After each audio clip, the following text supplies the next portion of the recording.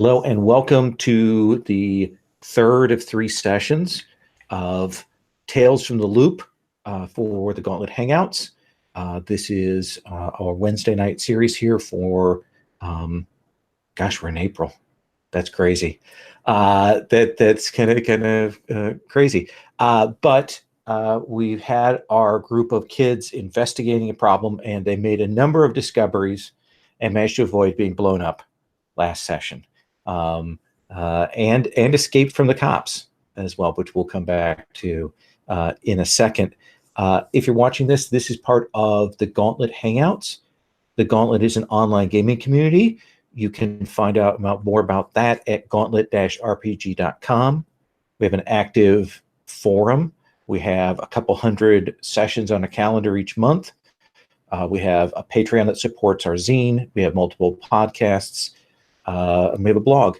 So I encourage all of you to check that out. If you dig this, if you like actual play videos, and I hope you do if you're watching this, then feel free to check out the rest of my channel, which has a ton of stuff. That's all I do. There was a time when I did other stuff. No, we're just doing games now. So there we go. So where we left off last time, our group had followed up on some investigations of Frank, our frog toad, who has with the wings that were embedded and then sort of ongoing mutations. And Sarah took Frank and has been taking care of them. The group started to investigate some other bits and pieces and found that there were some people looking for these animals, and that there may have been a second incident in town with a young woman named Tammy Ferraro. May have been cats involved with that. There was some suggestion that these things were smart and dangerous. You don't know exactly what that means. But you were able to track this back to a Dr. Spearing, a woman who had been at Zabo Labs and who apparently had been fired along with a couple of people on her team. And there had been a big blow up, a big incident that had occurred. And that all those details were gotten from Lenny, the cop, who returned later. The group looked up Spearing. You went to her place. You're able to find out that, she had a lab with some genetic stuff that had been cleared from the barn out back. I don't want to say broke into her house. You entered onto her premises and you looked around, making sure to touch everything, and were able to eventually find a secret door to a basement that had been hidden away that was in fact booby-trapped, that Phineas or Fig was able to disarm the trap on. You then went downstairs and discovered a lot of devices down there, like machinery and stuff that had clearly been taken from Zabo Labs. But more importantly, you were able to find some maps that had been wiped away from a whiteboard that suggested to you the location of that this person had been investigating, a location in Tambo Forest. And you got kind of a location mark. And then when you left, the police were there, kind of following up on things that you had put into play. And Sarah whipped a stone at the police car and drew Lenny off and took off through the bushes, while Owl, Fig, and Renee grabbed their bikes and took off. So does that seem like an adequate? Did I leave any important details out of there? No? Don't think so. Okay. So I think we'd established that was a Friday, that school day. So the next day is Saturday. So let me ask you. I'm going to go around. Let's do a home scene of what a Saturday morning, 1987 for our kids looks like here. So Renee, what is your Saturday morning like? Saturday morning or 1987 it's got to be Saturday morning cartoons. That was in the real early in the morning. You got up a little bit early so that you could catch the anime that they showed before all the other cartoons. Mm-hmm. So yeah, since Renee is really into that art style and everything, so um, gotta watch the cartoons, despite the cheesy stories. Um, Dad is probably Yeah, what is Saturday? Does he mow the lawn? Does he go golfing? What is the um I'd say Saturday morning he's probably resting or getting started, getting ready to do his yard work. You know, uh, Tune up the tractor, make sure everything's running. what is the thing that has got him on edge when you get up this morning? Like you can tell he's already in a foul mood when you get up, and maybe a little bit later than you used to because you're still a little stressed from yesterday, right? Yeah. The lawnmower is not starting up, so he's trying to prime it and everything, and it's just not going, and he's cursing it out and making a ruckus in the garage. And he comes in and he goes, Renee, did you hit the primer thing on the lawnmower at all? So I told you not to do that. I just want to make sure because it's flooded right now. I just want to make sure that you didn't No, do of that. course not. I would never. Gotta go drain this thing off. And he stomps into the kitchen. What does your mom do during these little blow ups usually?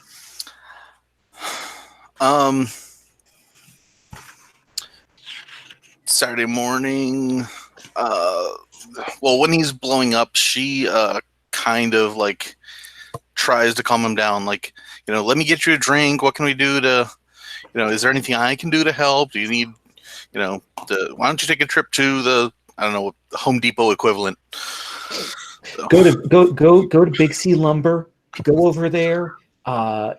See, because you were saying that you needed a new set of screws for the toolkit. So why don't you go on over there, and to take a look around there, and maybe when you come back, the thing will be fine. And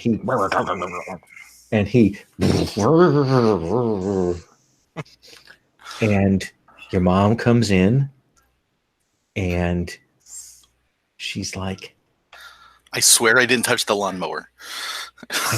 I know you didn't. Because I did it.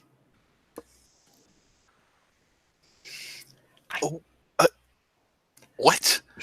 I was out in the garage and I saw that your father had taken some of my Jane Fonda workout tapes and he had them out there in his VCR. And he was a little irritated that he had taken them. And so I hit that button as many times as I could. So don't worry. I'll take care of it if I'll make sure you don't get any blame on that. So just between you and I, okay? Yeah, I won't say anything. So what are your plans for today? What are you going to do on a Saturday here? I was going to go over to Buttons and Bows, and then I might go over to Simplicity to buy some fabrics. You're welcome to come with me.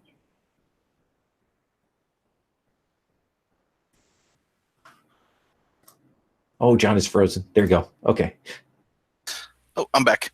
Okay. So do you want to go to the fabric store with me, and maybe we can go over to Bonnie Dunes, the ice cream place? And what do you think? Yeah, let me go with you. I might have to meet up with some people from school later, but I'll go with you for right now if you want. Okay. And she seems pleased. She always likes taking you along when you go to these places, and you have an artistic eye. You think your mom actually likes it because you have probably a better eye for color than she does. That's fair. Yeah, because she's a child of the 70s, so everything is avocado and taupe. Yes. So there we go. Sarah, um, you got home late after that runaround. That craziness that was involved with that. Your mom was already asleep. It looks like she's doing one of those things where she's on a shift, she's off for 6 hours, and then she's back on a shift. And you can see that she's just kind of thrown her stuff on the table. Like, you can see that she's left all her tip money out, and she's kind of crashed. Kind of surprised that I don't see any empty bottles around, honestly. Yeah, you don't. For Friday night, I mean, 1, she's home. 2, she's in bed. 3, it doesn't look like she had anything to drink. And it doesn't look like there's anybody else around. So this is kind of a pleasant surprise. But I also have to feed Frank. Yeah. So I'm going to sneak a couple of bucks off of the table. Because maybe this time I can actually go buy Frank some meat instead of, having to 5-finger discount it. Right. And I will assume that you can buy what is your food of choice this time you're going to purchase? More ham or something else? Well, the ham's expensive. If I'm actually buying it, I'm going to go cheap. So it'd be something like, a package of Oscar Mayer bologna or something like that I can get at the 7-Eleven. Yeah. And you will head back, and you will go to open the box where Frank is at. Mm-hmm. Can I have you make a move roll for me? All righty. And move. So that gives me 7 dice. Yeah.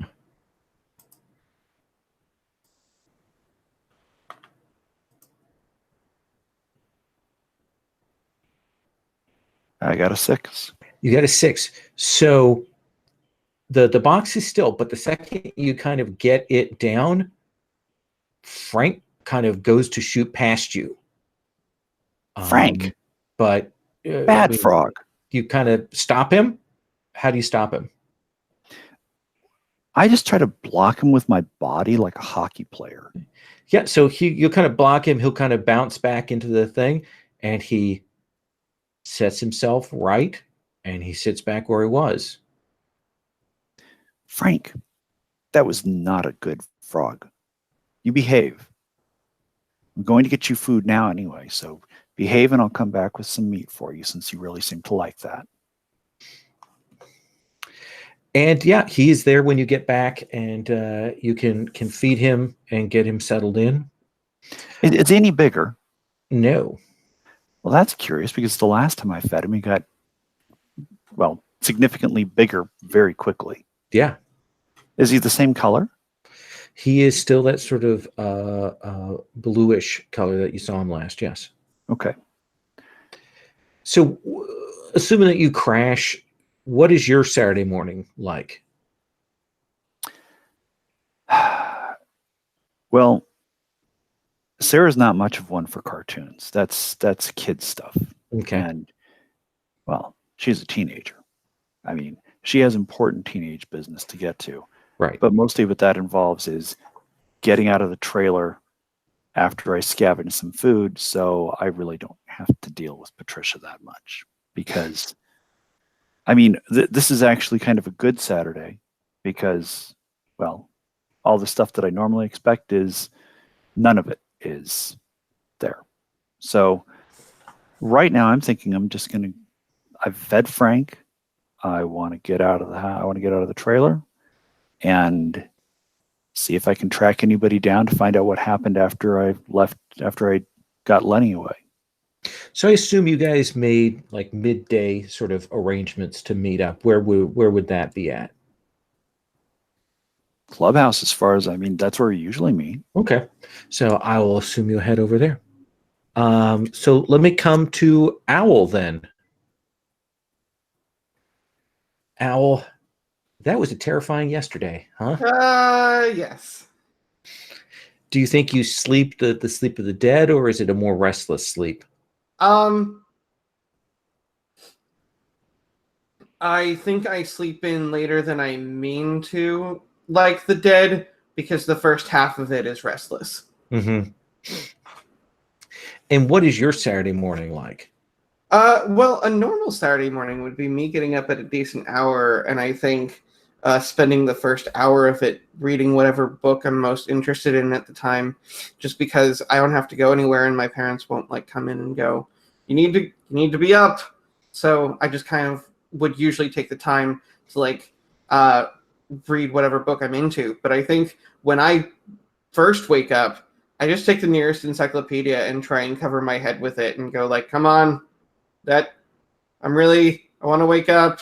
This is I don't like this." But then I can just kind of like look, and I'm just like,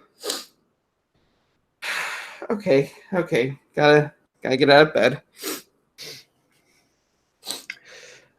And your dad is up and downstairs, and you can see that he's got the two slightly crappy VCRs that you have, and he's got them rigged together. And you can see that he is taping from one VCR to the other. Oh, hey, Thomas. Dad, what are you doing? Oh, so Lorna came into the store yesterday, and she had a friend who came back from England, and she has a whole set of VCR tapes of Blake 7, and so she lent them to me, and I'm making copies. Because the ones I have are from the PBS station when they showed it a few years ago, and that has all of the weird like promo breaks. But these are like full like bootlegs. So I'm copying them. Oh! I forgot it's Saturday. Do you need to watch your shows? I'm good. Yeah. I think I just need to be a little grounded this morning more than anything. You're copying the tapes from that VCR. Are you making copies? Yes. Dad, is that legal? See, this is a gray area. Because you can't get Blake 7 anywhere anymore.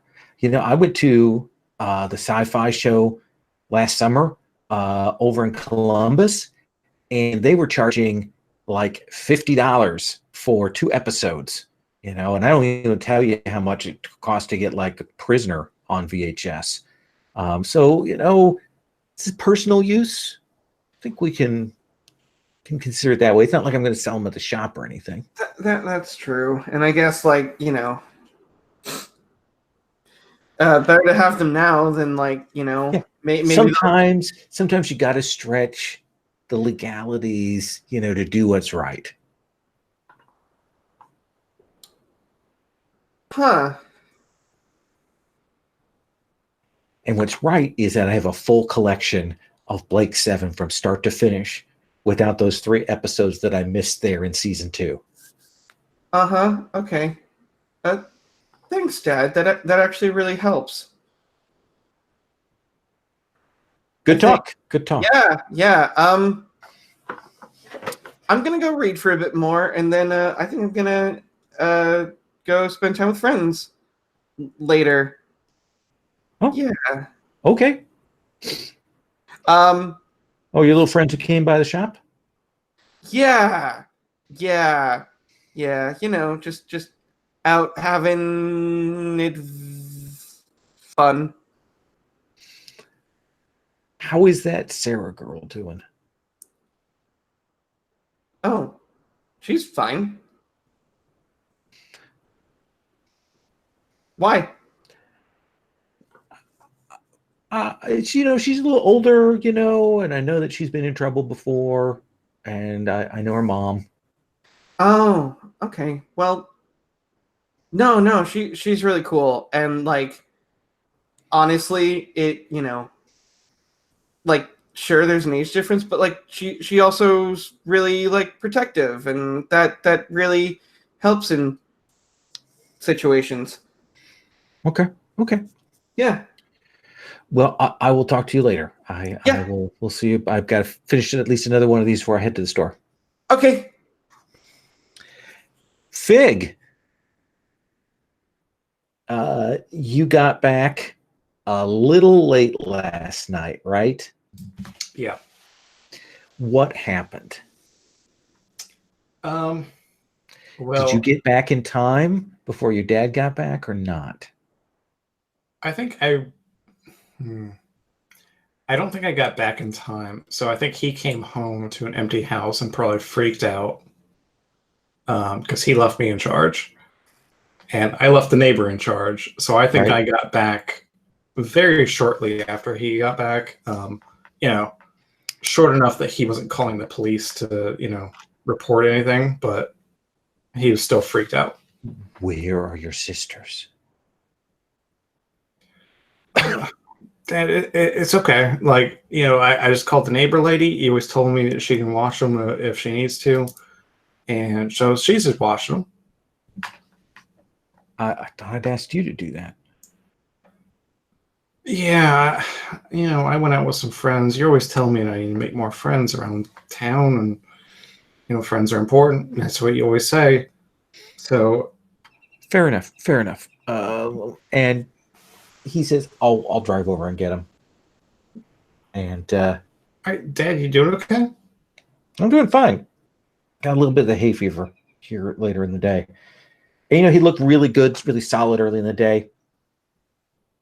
But there's this thing where you can kind of see that he's kind of winding down a little bit. And he heads out into the truck. And you'll see him kind of sit there for a couple minutes. I'll actually head out to the truck. Like, Dad, And I'm you with see you. him like jam something into a bag. Oh, sorry. I was just listening to the radio. And starts up the truck. And he goes and gets your sisters. I think while he's gone, I'll probably start like working on dinner. I feel like Fig has probably picked up a lot of his mom's tendencies. I mean, he's had to since his mom isn't around, so he's probably working on dinner. What is classic quick dinner around the Chutney household? Oh, gotta get some hamburger helper. Okay, absolutely. Yeah. And your dad gets back, you eat, you crash. What is Fig's Saturday morning like? Does he get up early? Get up late? I think Fig gets up pretty early. I think we actually have a rooster. Okay. So the rooster kind of wakes everybody up. Do you actually have chickens or just have a rooster? I think chickens and a rooster. Okay. Yeah. Yeah, so we have the whole thing. Try to keep them all separated, but I mean, yeah. So we have that, and I think we wake up, have an early breakfast, which is probably Fig making some kind of food for Jessica and Emily, and then probably turning on like Superstars of Wrestling. Some early morning Saturday Absolutely. wrestling stuff. You've got that big dish out back. Yeah. So you pick up channels. You can get the regional wrestling stuff and all kinds of great things. Yeah, we can pick up WWF, Gauntlet League Wrestling. We can pick up all that stuff. Absolutely. And your dad comes down, and again, he seems in pretty good spirits, and he says, "So, what are you up to today, Fig?" Well, Dad, I mean, I was going to hang out with some friends later in the day, but you said you wanted to clear some brush back in the back, and maybe we go mudding sometime. Yeah, let's. If you're going to go with your friends, let's do that tomorrow. We'll right after breakfast. We'll go. We'll get the machetes, and we'll go do some damage out back. Oh yeah, I love with the machetes. I Yeah. love using those. He says, "You going to see your friend, park ranger today?" Yeah, I might run into him. I mean, I haven't seen him in a couple days, but he was been showing me some whittling techniques that it's really changed my game. Well, I was looking in the paper, and I saw that at the forum, they've got they're doing a Kids Day feature. So I thought I'd take your sisters, and we'd go over there, and maybe get some popcorn and some soda, and watch a couple of movies. So we'll be going doing that today. Okay? Yeah, that sounds good. Do you need me back at a certain time, or? No, I don't think so. Just if you're going to stay out after dark, you give me a call. Yeah, no, definitely. I always try to. Last night was different. I'm Was it sorry about that. Yeah. Okay. Well, so you run along, and the girls and I'll get ready, and we'll go in. I think it's the 10 a.m. show, girls. So you better get dressed. All right, come on, Jessica, Emily, come on. I'll help you get your shoes on. It's the worst. So yeah, they even though this is something they really want to do, they have to rebel against any discipline. So I would like to, if it's okay, cut to the four of you arriving probably at different times, but eventually meeting up at the clubhouse. You can tell that probably yesterday some people stomped around here. Stomped around in the woods outside. You can see things are moved away from your clubhouse. You can tell that probably somebody has kind of walked through, since it isn't really secured, poked around. Doesn't look like they took anything, doesn't look like they broke anything, but it definitely looks like those people that were here before came back to do another recon of the area. So who is usually the person who opens these meetings? Is it more formal, or is it about action? What do you think, Owl?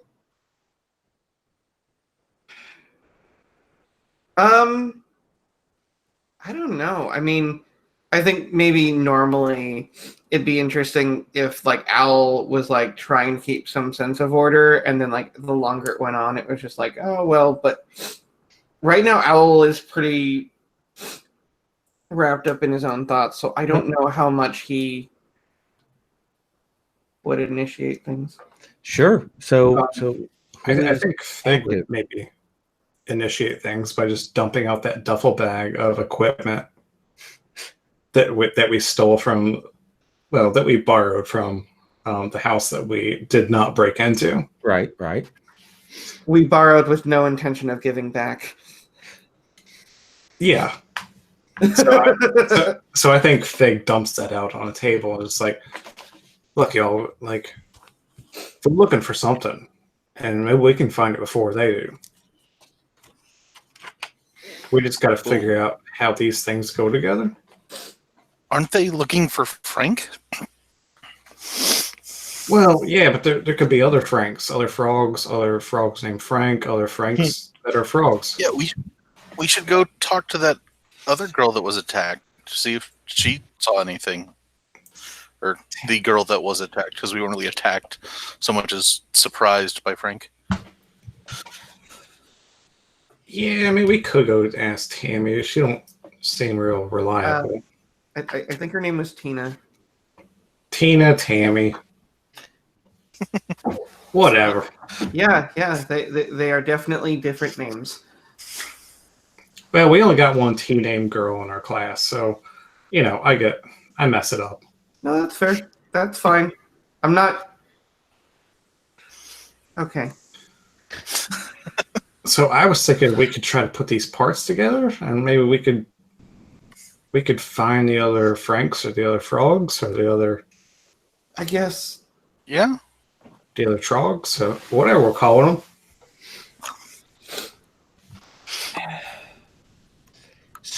So you want to try and pull something together from the machinery here?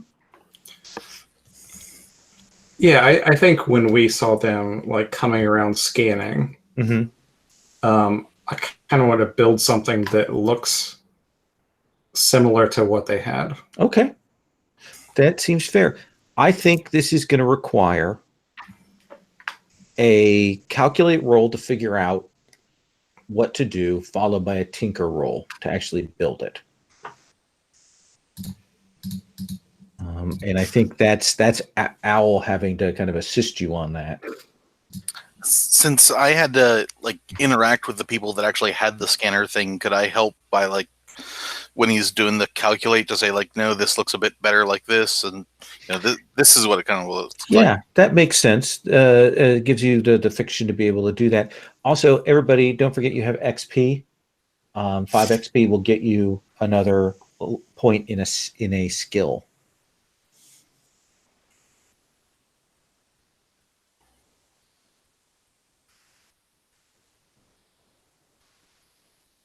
So what kind of numbers do you have right now? Okay, so yeah, I have 2 in calculate Okay. and 4 in tech. Okay. We'll give you an extra die from Owl if Owl assists. And then I think Renee's description is worth an extra die as well.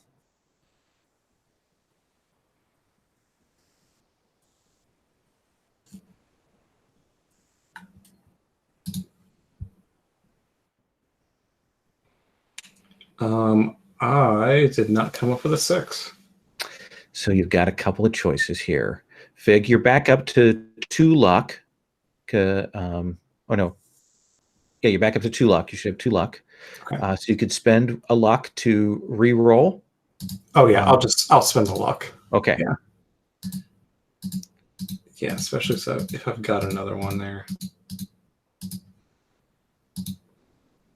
Okay, yeah, so 1 6. 1 6. So you kind of look at the pieces.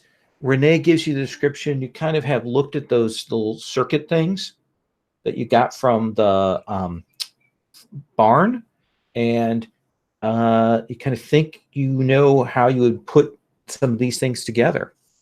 So you may roll Tinker, assuming that Owl helps you. Owl can sit there and hold the soldering iron and whatnot and give you an extra die. And then you have a multi-tool, which you can use for 2 extra dice.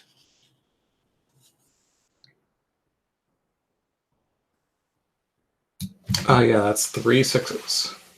So yeah, this thing is solid. It looks good. It's going to hold together for a while, and it looks like it's probably even got a little bit better display than those people had. Nice. Sarah, while they're building this, what are you doing? I'm probably I don't know anything about how to put any of that stuff together. I'm looking at it and just like, so I feel helpless because I can't. I have no frame of reference for what they're doing. There's this. I don't even know. Stuff's been moved around. Our hidey hole has basically been disturbed. We know that somebody's been around there.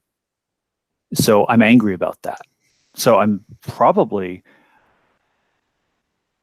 I'm like fidgety and in a kind of angry yet anxious way because I can't help with this. The only useful thing I could be doing is trying to put stuff back up around the clubhouse so it's a little bit more hidden again. But if I'm doing that, I'm out of the room and I don't feel like I'm part of what's going on, if that makes sense. So it's like, I want to be there, even though I know this isn't something that I can help with. And I'm just kind of like, just futzing with whatever I can find that I can futz with.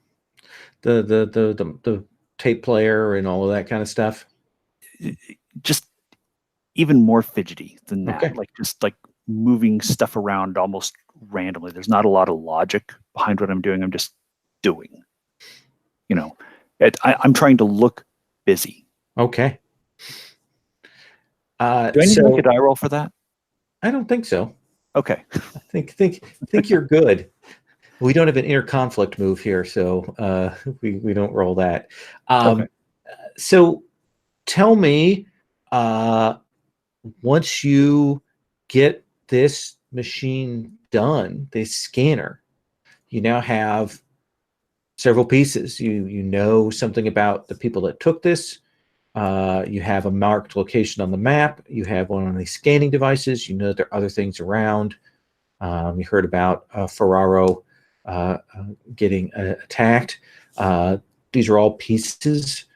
What is the next step on a wide open Saturday?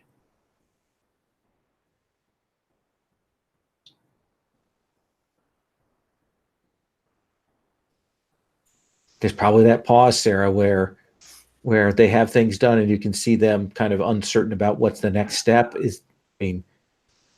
I'm thinking that we need to split up into a couple of teams, and that somebody needs to go interview this or talk to this girl who was attacked while at least two other people use that scanner. And I think it would be interesting because Renee has a pretty decent empathize score or empathize stat. It might be relatively easy for Renee to get some information out of the other girl who was attacked. And that, well, kind of frankly, I want to go with whoever's got that scanner just in case they need, I hate to put it this way, but a little bit of muscle. Yeah, I mean, I'm probably gonna keep the scanner, like, you know. All right. I If built you're it. going with the scanner, I mean, you're okay because you've got a body of 4 and a force of 3, so you can kind of do whatever you need to do. So I was thinking it might be interesting to either pair Sarah up with Fig because of that kind of how do I let Sarah know that I like her, or for Sarah to go with Renee because Sarah's got a crush on Renee. So And by either the way, way, Fig is still like sky in the high after having Sarah ride on the back of his bike in the last episode. Just by the way. That's so I guess my thought is, coming from Owl's perspective, he'll gladly go in the direction of trying to get whatever information they can, because the scanner is like this big beacon to him of like, hey, we're gonna summon weird things. And Yeah. it's a Saturday, and I think he's still recovering from the day before. So I think it might be the best idea for him to stick with Renee if Renee does make that trip out to talk to Tina Ferraro. But like that those are my 2 cents. well, and you do have, like, I mean, if an investigate opportunity comes up, you've got that nailed. Does that sound good to you, Renee? That sounds good to me. Yeah, Al and I can head to check up on Tina. Okay. And then Fig and Razor are going to try to use this device to locate something, right? Yeah, I mean, we have those maps, so I think we'd probably try to locate closer to those maps. So Or closer to where those maps pointed us to. Yeah, so let me actually real quickly pull this up and maybe I can screen share just a quick sec here. Ba, ba, ba, ba, ba. So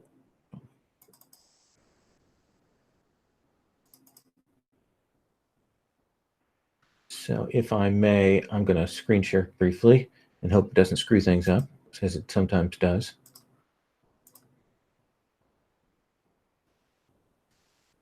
Did it share? No. It was like, nope. I don't want that. I just want to screen share, dude.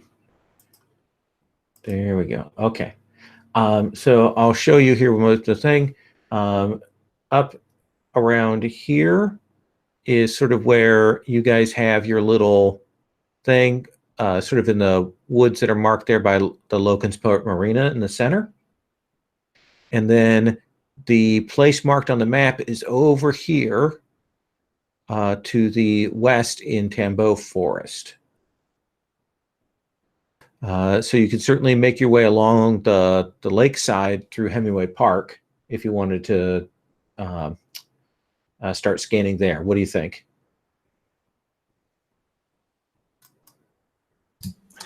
I'm wondering. My anchor, Mikey.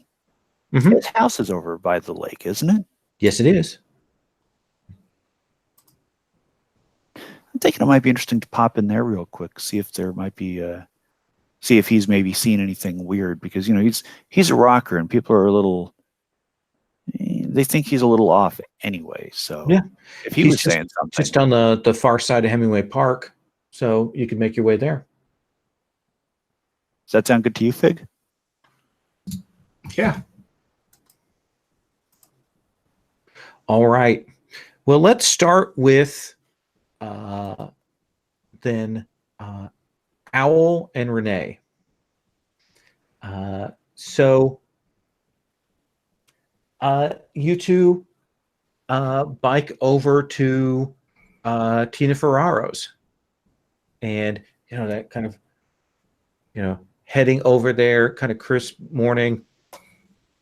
She lives in a subdivision called Knollwood, and it's another one of those places with no sidewalks and lots of cul-de-sacs and things. Let me ask you this: how well do you know Tina? Not extremely well. I know she's one of the people in our grade, and I have second period math with her, but otherwise our schedules don't match up too much. Okay. And Owl, do you know Tina? Yes, I do. And I'm going to go ahead and say that I think this is one of the few people who Owl hasn't quite put the name to a face yet. Okay. He knows the face very, very, very, very well because he just kind of happens to stare at it a lot. He's 12. Yeah, absolutely.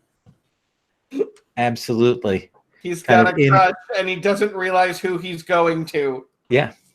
The face you always see in the assembly, and you kind of look over there. Yeah, I'm like, this is why I read books, because books don't talk to you. Right.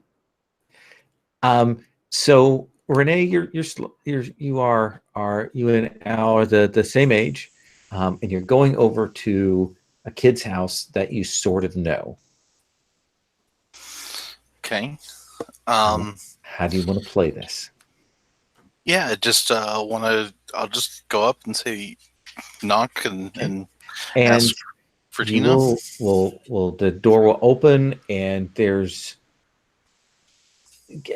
like a teenager, clearly an older sister, who's like chewing gum. Who are you? Hi, we're here to see Tina. We heard about what happened and it was just awful, and we wanted to say, make sure she was okay. And Yes. and she opens the door and she screams up the stairs, "Tina! Your own friends are here. I'm not the person. I'm not your daughter, man. Yeah, it's your own daughter with your own friends. And then, she stomps to the back of the thing, and you will see this girl come down the stairs with a kind of like a, look like, what is it? And she sees you two.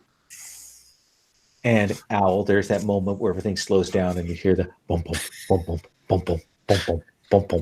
Yeah. And that's kind of the moment where like I suddenly piece the two together, and like just kind of under my breath, I just go, "Oh no!" And it's all in slow motion because I'm in slow motion, and it's just like, "Oh no!"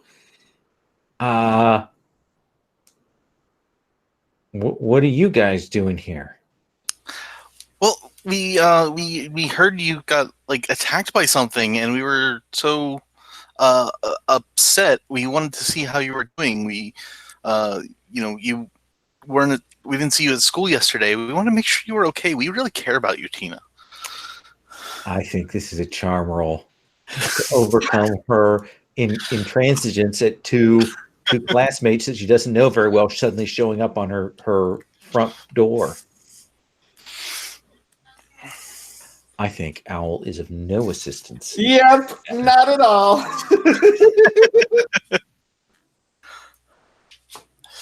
I have 1-6. So she's like, well, yeah, well, thanks. Renee? She looks to you for Yes, confirmation. Renee. And she comes down, and you We can have see math together. that she has shorts on, and her ankle on the right side is like bandaged up. And she says, "Yeah, the nurse made me go over to the hospital, and they swabbed everything out, and they had to run all kinds of things. Luckily, all my shots are up to date, but yeah, I mean, it was nasty. They put a bunch of antibiotics in there because whatever it was in the cat's claws. I had a really bad allergic reaction to. And though this morning it's still there, but I kind of forgotten that I got hurt. But then when I touched it, it was painful. And I think it's at that point, Al, that you'll remember the bite on your hand. I think instinctively I'm just gonna kind of like I'm nodding, but also like she says that, and I just kind of go, "Oh right, I have one too," and I touch it. Oh, the second you touch it, it's been fine, like absolutely fine, perfectly fine until you touch it. Yeah, so I'm like nodding and going like, ow.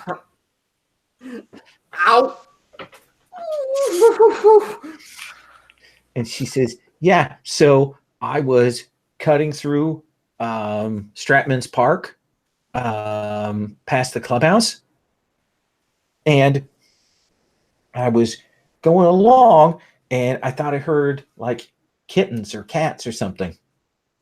I went into this place, went down there, and somebody had built like this creepy like dollhouse thing, and I went over there, and then I heard this like screeching like a cat, and it started clawing at me, but there was no cat there.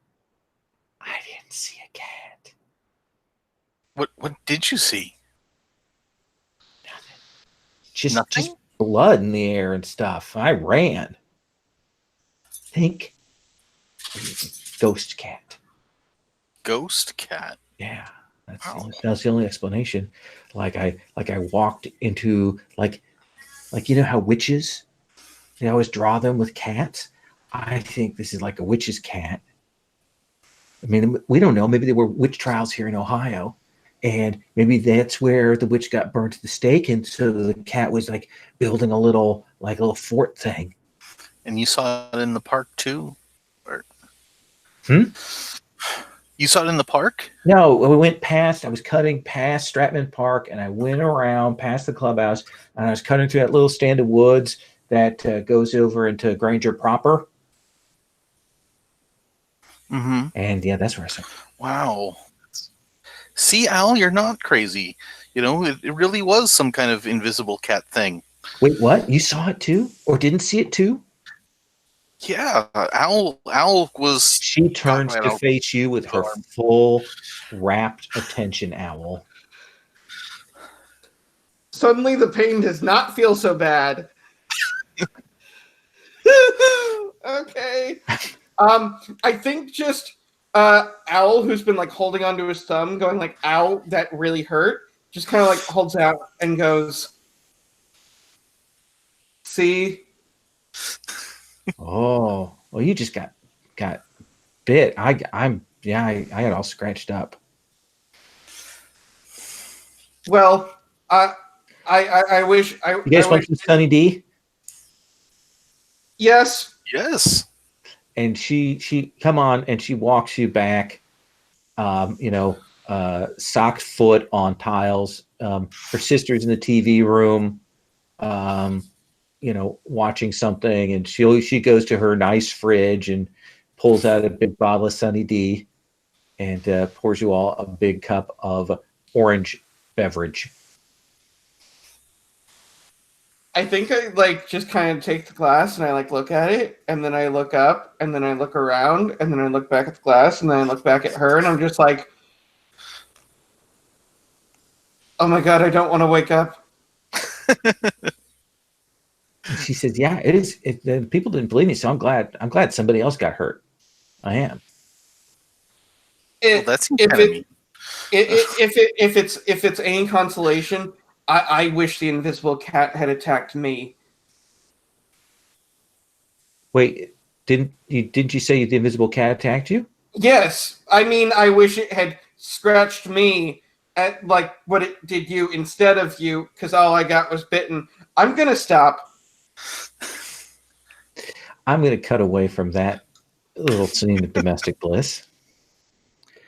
To the two of you, Razor and Fig, kind of walking along the lake shore over towards your Mikey's house.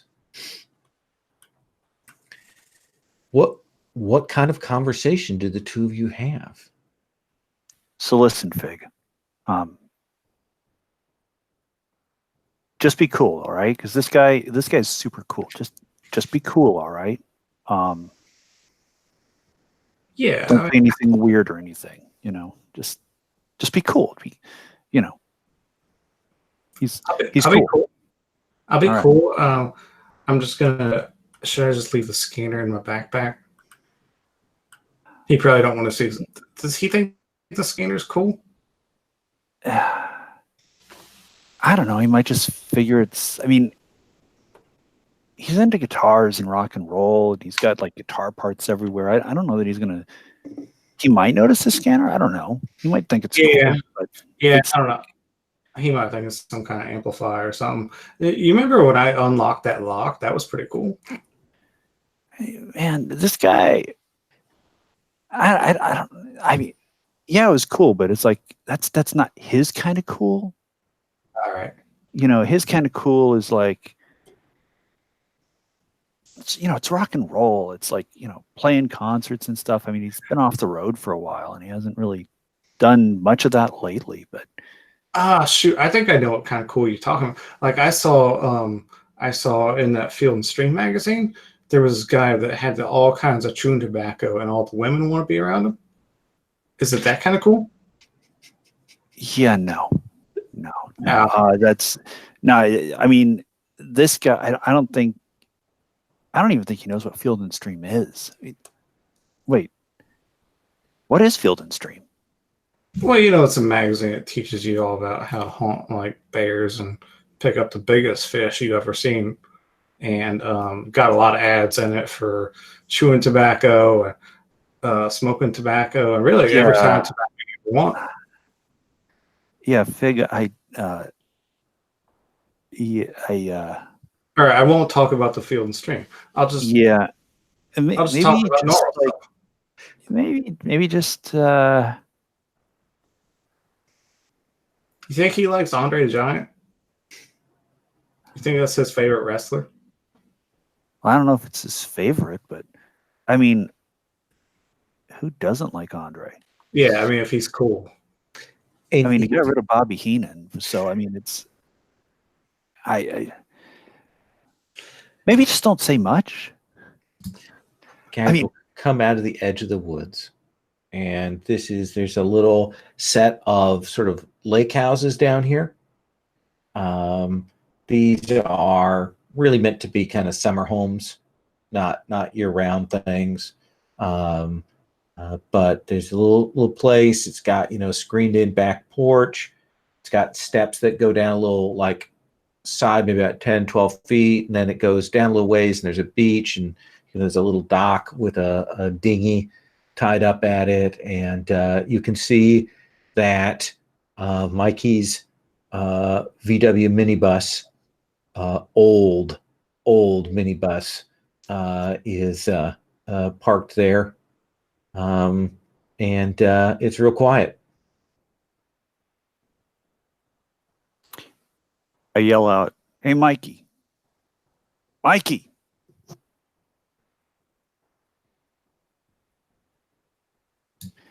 Mikey! Are you Echoes. sure? Are you sure he's expecting us? It's not that he's expecting us. It's just that he never goes anywhere. He's always here. And his Like- car's certainly there. Yeah, so it's kind of weird because normally it's like he doesn't like knocks at the door. He doesn't like the doorbell. He says it messes with his I don't even know what it is, like some hippie stuff. Like it messes with his vibes or his aura or something like that. So Oh, yeah. he Yeah. likes to hear. He doesn't like the doorbell. He says like the knock like screws up his internal rhythm, and he doesn't. Yeah, I read about that in Field and Stream. think- That's how they catch fish. They mess up their internal rhythm, and then it makes them go up to the surface. Vic, I'm just gonna be real honest. Mikey can be a little weird. Okay, All right. he's well, cool, but he can be a little bit out there, So I mean, me and you are pretty normal, so I'll try to keep an eye out. you're more normal than I am, but so I think we're like walking up toward the house, and Sarah's still yelling, "Mikey! Hey, Mikey! Yo!" You hear some movement in the house. Then it kind of Hey, stops. Mikey, is it cool if we come in?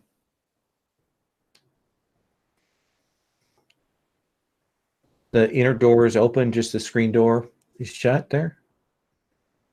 All right, I'm just going to go ahead and open up the screen door and kind of walk in, kind of push the door a little bit open. Mikey, it's Sarah. You around? This place has been tossed. What the? Drawers are open. Things have been thrown around. What It's the- a mess in here. Oh, Sarah, I think Mikey kind of messy. No, this isn't Mikey's normal mess. This is different. I mean, Mikey's messy, but it's like, guitars on the couch, and there's like, amplifiers in pieces on the floor and stuff like that. This is Now that you say it, the amp is on the floor in pieces, but like he's got like a television and a VCR and things like that. And you can see that those are popped open and those have been partially dismantled. This is okay, Fig. I don't even know anything about all this tech stuff.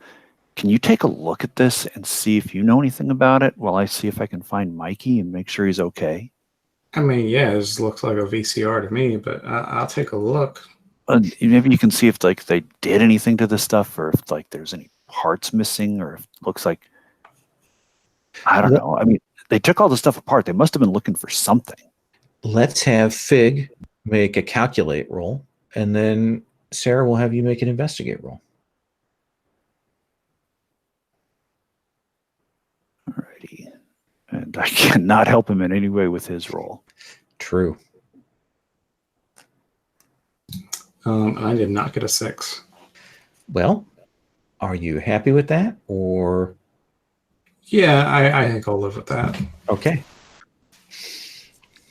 I mean, like, it just looks like they kind of took it apart. Or, they were probably looking for some stolen Blockbuster tapes. I heard you can sell those down at the flea market for a pretty good penny. Man, Mikey doesn't need to do that. He's got money.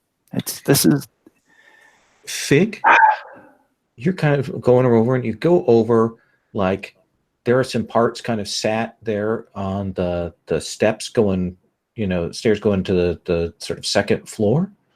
And you kind of go there and you kind of look at it. And when you kind of go to touch that, there is a whoop and a static discharge. And you are flung back a couple of feet, breath knocked out of you, and you land on the floor hard. Fig, are you okay? Yeah,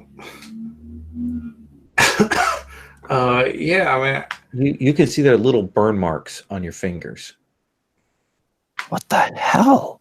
I think I've been better, but I'm alive. I mean, as my daddy always said, it's good seeing a beautiful woman when you wake up. I'm okay.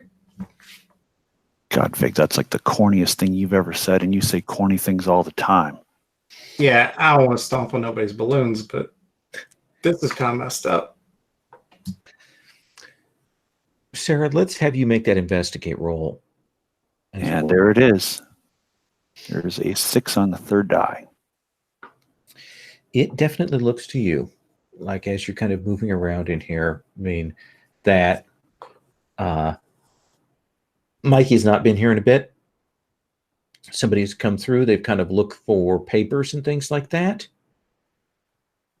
But it looks to you like what's happened with the amplifier and the VCR and the TV and all of that happened after this place got tossed.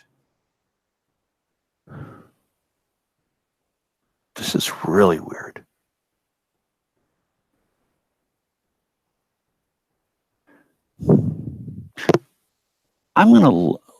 Can I take a look at the stuff to see if it looks like there's any kind of, like, was he hiding money in there? Was he hiding, if so that I can get some kind of idea of why these things were opened up. I mean, I don't know what I'm looking at, Sure. But there might be something that I can tell about what was in there. I think that you will find scattered around in various places. He has, Mikey's been going around looking for stuff, and he has all that conspiracy talk, and he's definitely got topo maps of the area and other little maps and things and clippings about the loop and stuff. But you also find he's got pictures, like pictures from the woods and things like that. Like, he's clearly been taking pictures of the loop facility and other places and stuff out in the woods and things. And he's got a little dark room in the basement. You can smell the chemicals off of this thing here. It definitely looks like he maybe, when he was talking to you, he didn't maybe kind of realize just how intense he was about this. Yeah. Well, like the man said, hey, Daddy-o, I don't want to go down to the basement, but I guess we got to go down there. Oh, now you're about going down to the basement now. What happened before? That What place was it? freaked me out. Yeah, well, what if there's dynamite down here too? Seems to be a regular thing around here. I mean, it ain't 4th of July. I don't see like, it's, the basement door isn't hidden or anything like that. I mean, Yeah, that's a good point. like, that was one of the weird points about it. That was one of the weird things about that place. I mean, the basement door was hidden. There was dynamite everywhere. I mean, if he was gonna, that was scary as hell. Yeah, but if he was gonna hide some dynamite, like, maybe don't hide it, if you know what I mean. Yeah, Mikey's weird, but I don't think he's that weird. I mean, Yeah, he's got a copy of the Anarchist Cookbook around here, but I don't think he's stockpiling Annotated. dynamite. Are you serious? I've been trying to pick my hands up on that thing. Man, my dad been calling me all the time. Like I've been trying to get on that BBS to get that thing, and I can't. I can never get it. Yeah, listen, Fig, do you really want to know how to make like napalm out of hand lotion? Well, I mean, it might be kind of cool sometimes. Might be kind of a cool magic trick or something. It's really, really, really not. It's kind of lame, but whatever. Mikey likes it, so I act like it's cool. You know, he's real happy about it, I guess. I don't. Let's see what else we can find here, and then because this is kind of freaking me out. All right. Like I know how to pop a lock, but Fig, like about the most I do is like I stole lunch meat for Frank. That's like the biggest trouble I get into, and this is heavy. This is heavy. There's a brief flash of you flinging a rock at a police car that probably pops into Fig's mind at that point. Yeah, I mean, there was that one time that you did throw a rock at the cops, and I mean, just the fact that you let's not talk about what you fed that frog, but you got that frog and you have that frog. That's kind of weird. That frog has a name. His name is Frank. Yeah, I know, but we've discussed this a couple times. There could be multiple frogs called Frank. There could be multiple Franks that are frogs. We don't know what the Frank and frog situation is yet. Well, that Frank is, that's my Frank. All right, so I care about that Frank. I'm going to cut away from you two in this small argument over Frank and the consideration of going down into the basement. Let's cut back to the Blair Witch Kids. Tina's. Do you stick around there? Do you have any more questions for Tina, or are you heading out from there? Yeah, just Tina, like after Al got bit, he was visited by these like strange guys with this weird thing they were waving around. Did anything like that happen to you?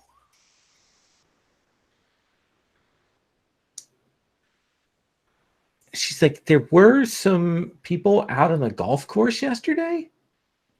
On the golf course? Yeah, it runs by the clubhouse. Okay. Did they say anything to you? Oh, and I just saw them walking out there. With the scanner thingy? Yeah, they had a weird thing. I thought they were like from ChemLawn or something. Well, you're lucky they didn't bother you because they, were bugging us when Al got bit, and just try to avoid them if they come around. Okay. What are they like? I don't know. They just started asking a whole bunch of really intrusive questions, and you don't want to have to deal with all that. Okay. Are they like Ghostbusters? They might be bad Ghostbusters. Yes. Yes, that. Okay.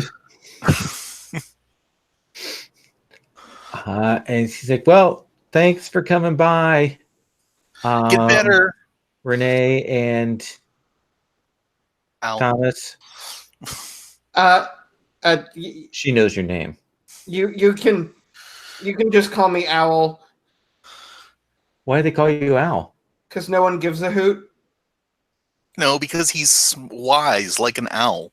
Oh, His dad Okay. owns a bookstore, and it's just the most amazing place. Yeah, so Oh, not that place downtown. yeah. Oh yeah, I go in there. Yeah. Oh, cool. You should come by more often. Yeah, he'll see us there sometime. Yeah. Oh yeah. Yeah, he's the only place in town where I can get all the Marion Zimmer Bradley books. Oh my God, you read Marion Zimmer Bradley? Yeah. So do I. Okay, we're gonna go.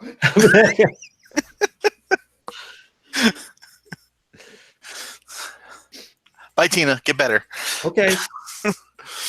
See you soon. Okay. Bye, Owl. Okay. And I think I get out the door and I just look at Renee and I go, that's the last time I used that joke. My mom said it would be really funny if I used that joke. It wasn't funny. What, the who gives a hoot thing? Yeah, she overheard it once and was like, oh, see, that'd be funny and make people laugh and make the ladies laugh. And I was like, when am I ever going to have to tell that joke? Right then. It needs the right audience. And this, I don't think, was the best situation. Maybe not to you, but to me, I think she liked you. you take that back right now, or I am going to have to like furl out this whole entire future that I'm not planning out in my head at all. We are going. So, where are you two headed? Owl a little flustered, Renee more than a little amused.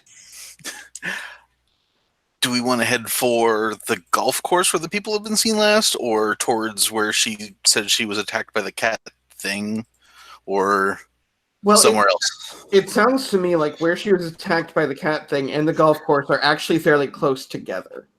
Mm-hmm. One like it. So it makes sense then that the guys that were interrogating us were kind of going in that direction, because that's probably where whatever is out there that has a mutation of invisibility or very, very strong camouflage is out there somewhere. So should we get Fig in his scanner there?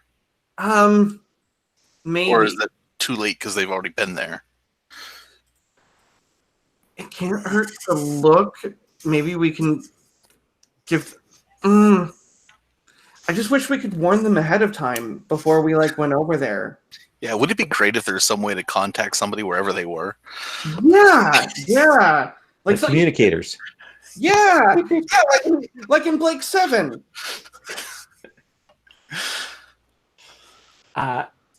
So the two of you head over to that spot that Tina described. Yeah. Go across the golf course. At this point on a Saturday, you actually probably have to skirt it because there are all of the locals out there. You know, the second you kind of pop your head out, you hear the 4, and if the duck back. And it's late enough in the morning that probably some of them have been drinking and out there golfing. And you can make your way over to this stand of woods, Owl, where Renee is about reading people. You are our CSI tech. Great. I'm sure that'll make sense in a few years. Yes. And Renee does have some skill in it, so she can give you assistance on this. Yeah, I will absolutely check that out for sure. Make an investigate roll. Okay, cool. So just double check. Okay, so that's 9, and then Renee helping me, that's 10. Look So at I'm that. Yeah, I'm rolling 10 Crazy. dice. With 10 dice, there's almost no chance that you could fail. Lowell.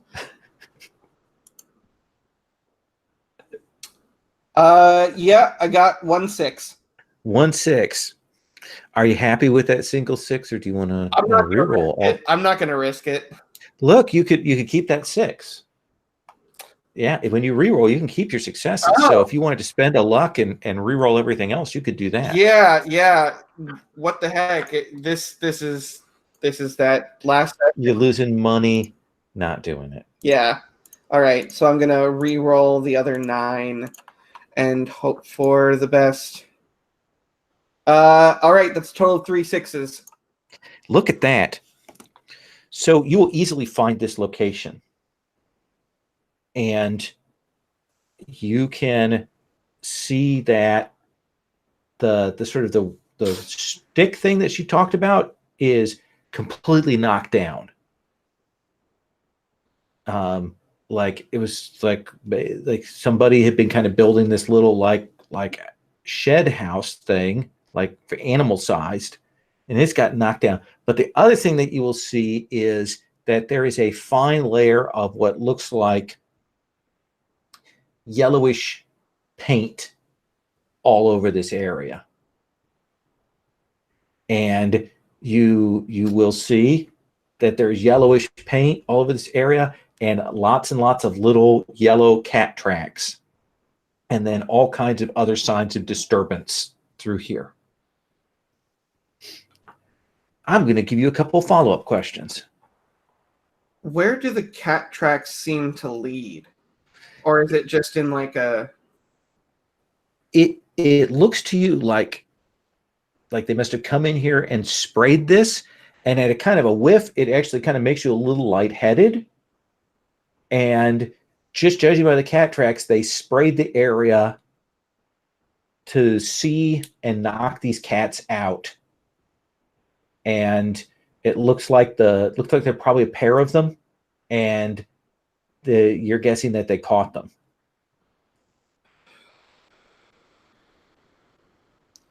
You said the shed was knocked down. Is it broken, or is it just like... You kind of go and look at it, like it seems to have been knocked down in the struggle. And cats don't have opposable thumbs. They don't have hands, right? No. But it looks like something cat-sized was building this shelter. Okay. And you remember that frogs also don't have wings. Okay. Yeah, so I think I'm looking at Renee after this and going, okay, you know, and just shorthand, I relay all of what I've just figured out. Because I think that clearly whatever, like, this is sort of the nail in the coffin of, like, whatever, like, we're dealing with something different than whatever Frank is. Mm-hmm. Because it's got opposable thumbs and invisibility and the size of a cat. But also, then that does mean that there are other kinds of creatures, which means we're not necessarily going to know what we're looking for. Well, flying frogs and cats with thumbs are pretty noticeable, I would think. So Well, yeah, but it doesn't help that the ladder apparently is invisible, save for, like, if it's stained by anything. Because Tina said that she only saw the blood, and, like, I wonder if... I mean, so far, just from all this talk, all these creatures seem to be instinctively violent. Or at least violent when agitated, which probably explains why all of this looks like it was struggled over. But whatever was here isn't anymore, which means they found what they were looking for. yeah.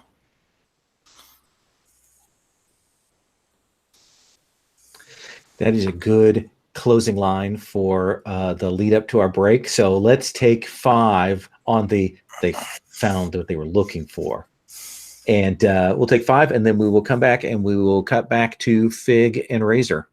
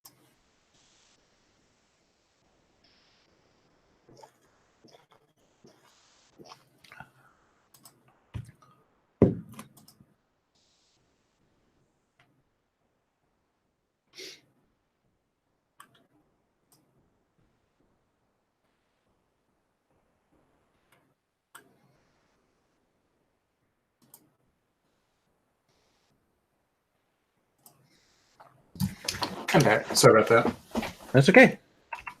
I just got a new cat a week ago, Oh. so she required petting. We got a kitten about a month and a half ago, and he is in a cone because he was neutered about 2 weeks ago, and he most cats don't really pay attention to the incision site, and he is not most cats, so he's running around in the cone of shame right now.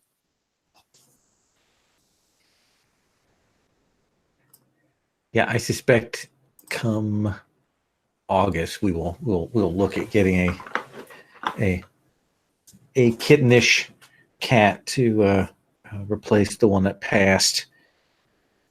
But the now solo cat is still pretty cool with being a solo cat. So If you don't mind a suggestion, Mhm.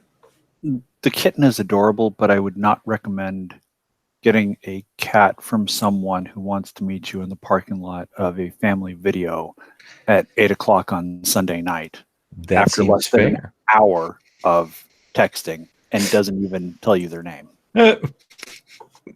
Is that life experience? I will neither confirm nor deny whether Fair that enough. is knowledge gained from direct experience. Yeah. What kind we of actually have a back alley friend. kit purchasing are you doing? Yeah. Back Um, alley. I've had people try to rob me in parking lots, and that was less sketchy. Yeah, we have a friend who works at the Humane Society, so I suspect when we go to do that, we will check in with her to keep an eye out. All right, so back to Fig and Razor. Kind of, are you heading down to the basement? Are you heading upstairs? What are you doing? I'm heading to the basement Okay. because whatever's going on, it looks like somebody might have tried to go down to the basement. So if they went down there, I want to know why. I want to see if I can see anything. Fig, are you going with? Yeah, I think Fig is definitely all about going down there and playing it off like he's being like a strong guy. Like, yeah, I'll you just go down there and I'll get your back. Nobody likes to be attacked from the back, especially when you're going downstairs. It's happened to me all kinds of times. Sarah shoots him a look like, no, it hasn't. And you will head down into this basement. It's damp because you're by the lake, and the water table around here is pretty high. So maybe it's been sealed in the past, but some of that has given away. And Is there any kind of pump down there or anything like that? Sorry about that.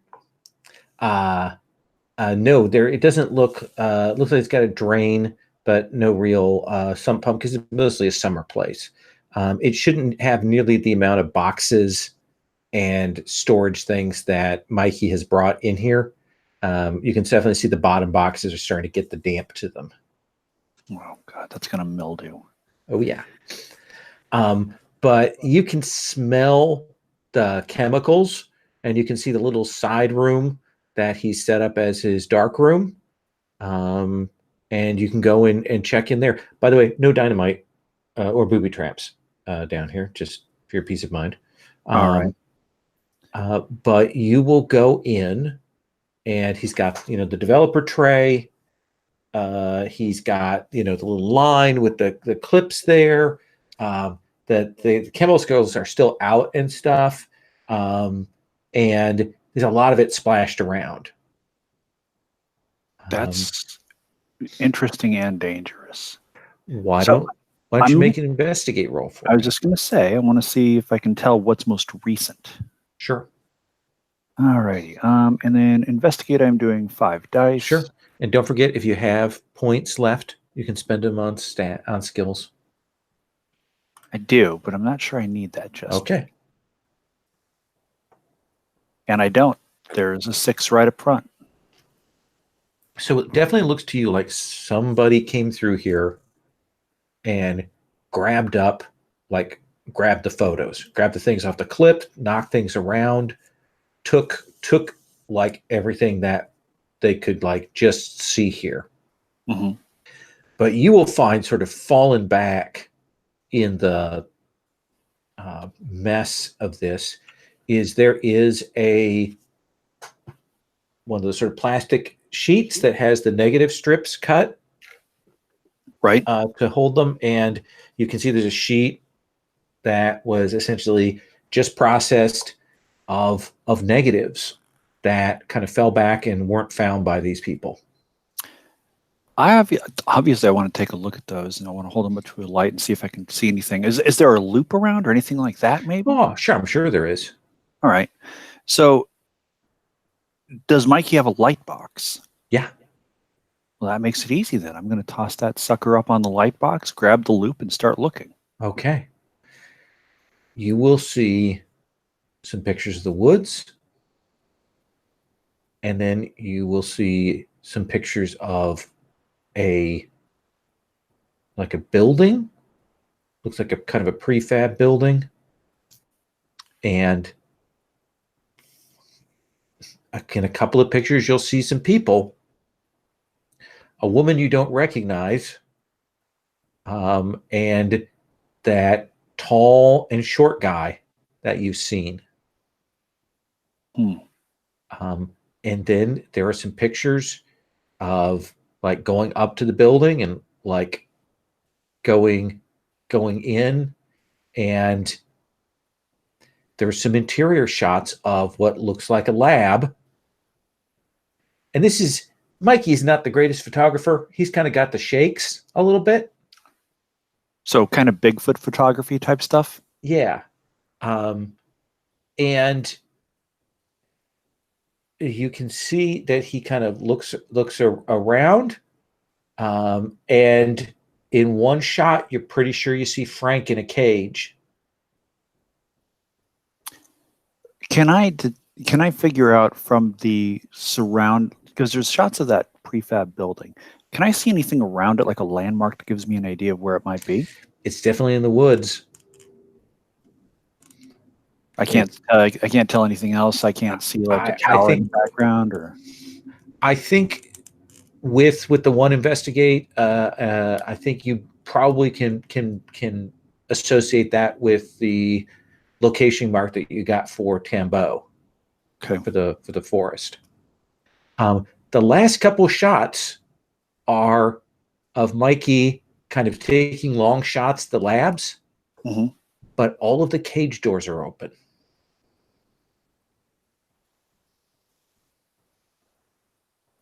Well, that feels like Mikey. He always was sticking up for underdogs, and he never did like seeing animals in cages. He always ranted about the pet store in the mall and how sad the dogs looked. Fig, your detector, which has been like really quiet, like you picked up nothing, and then it goes like click up, like detector clicks up high. Yeah, so I grab it out and pull it out and just start like scanning around. And you kind of aim it, and you kind of aim it, and when you aim it up the staircase, the signal gets stronger that way, up from the basement up to that first floor.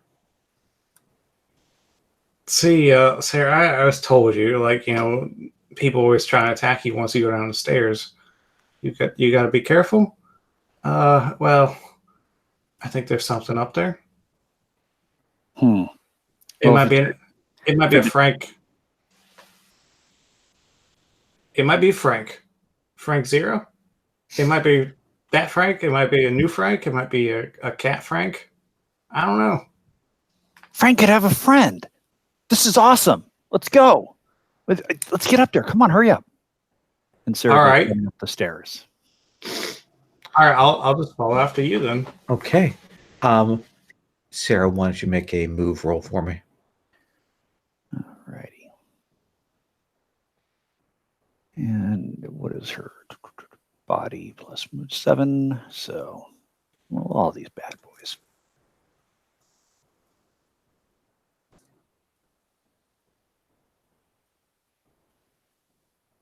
There's 2 6s. So you will rush up the stairs before this thing can get too far back.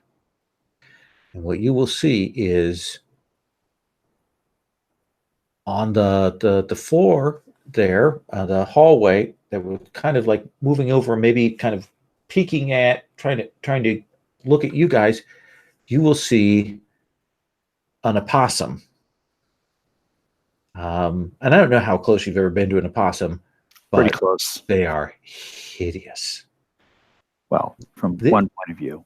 One point of view, yes. My wife and I have had this argument before, but anyway, and it does the. But the thing that strikes you is not the fact that this is a kind of a fang-mouthed opossum. It's the 8 metallic spider legs that are coming out of its side that have kind of lifted it up off the ground, and it starts to scurry back away from you. Baby, what did they do to you? And Poor thing. it goes to run away from you. Baby, it's okay. Calm down. It's all right. I'd like to. Would this be a charm roll or an empathize roll? I think this is a charm roll. Okay. This is as much as anything to keep it from reacting violently to you.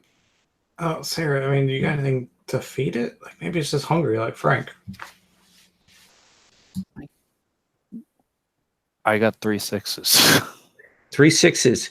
So it stops and reads no hostile intent, but it backs up on those spider legs.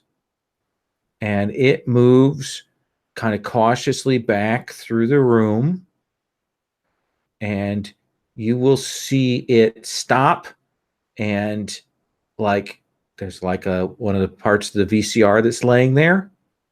And you will see 2 of those spider legs go and kind of reach out and pick that up and wrap and like pincer it to carry it. And it backs sort of slowly away from you. And it looks like it's going to back up the stairs. Fig, go to the kitchen real quick. See if there's anything in the refrigerator. Mikey usually has like at least a couple of granola bars around. He should have some lunch meat. I mean, just go check real quick while I keep an eye on this thing, would you? All right, just keep it all contained. Like I don't want this to get out. Like we don't need more of this. So But yeah, it's cute, and somebody did something bad to it, Fig. I mean, have a little heart. I mean, this thing, it's scared. And I mean, know. somebody did something really bad to this thing. Possums, they don't look like this. Yeah, I know they're sweethearts, but I mean, they hiss at you, but I mean, they're kind of cute. you hiss at me sometimes. But Just go check the refrigerator real quick, okay? Fig, you'll kind of run to the kitchen and look around, and a quick scan, it looks like somebody or something has already raided a good deal of this. But you will find something that they missed. What did they miss?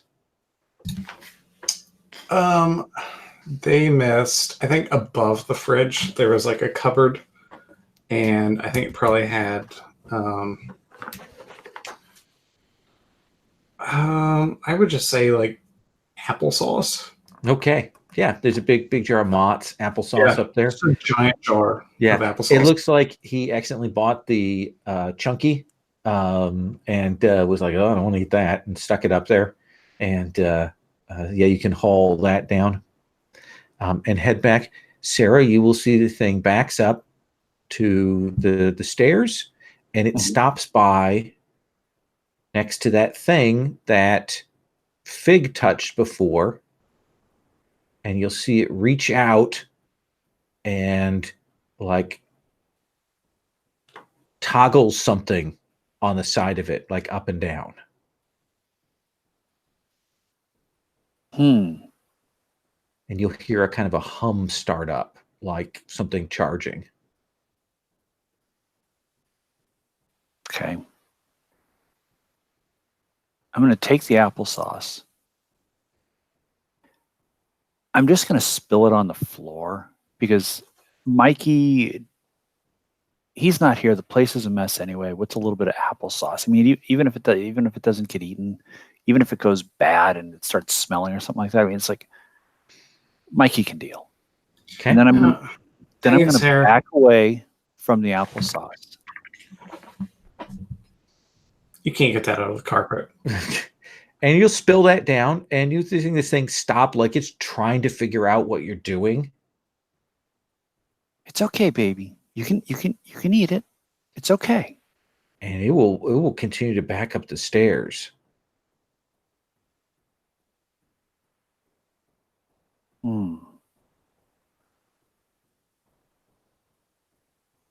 Fig.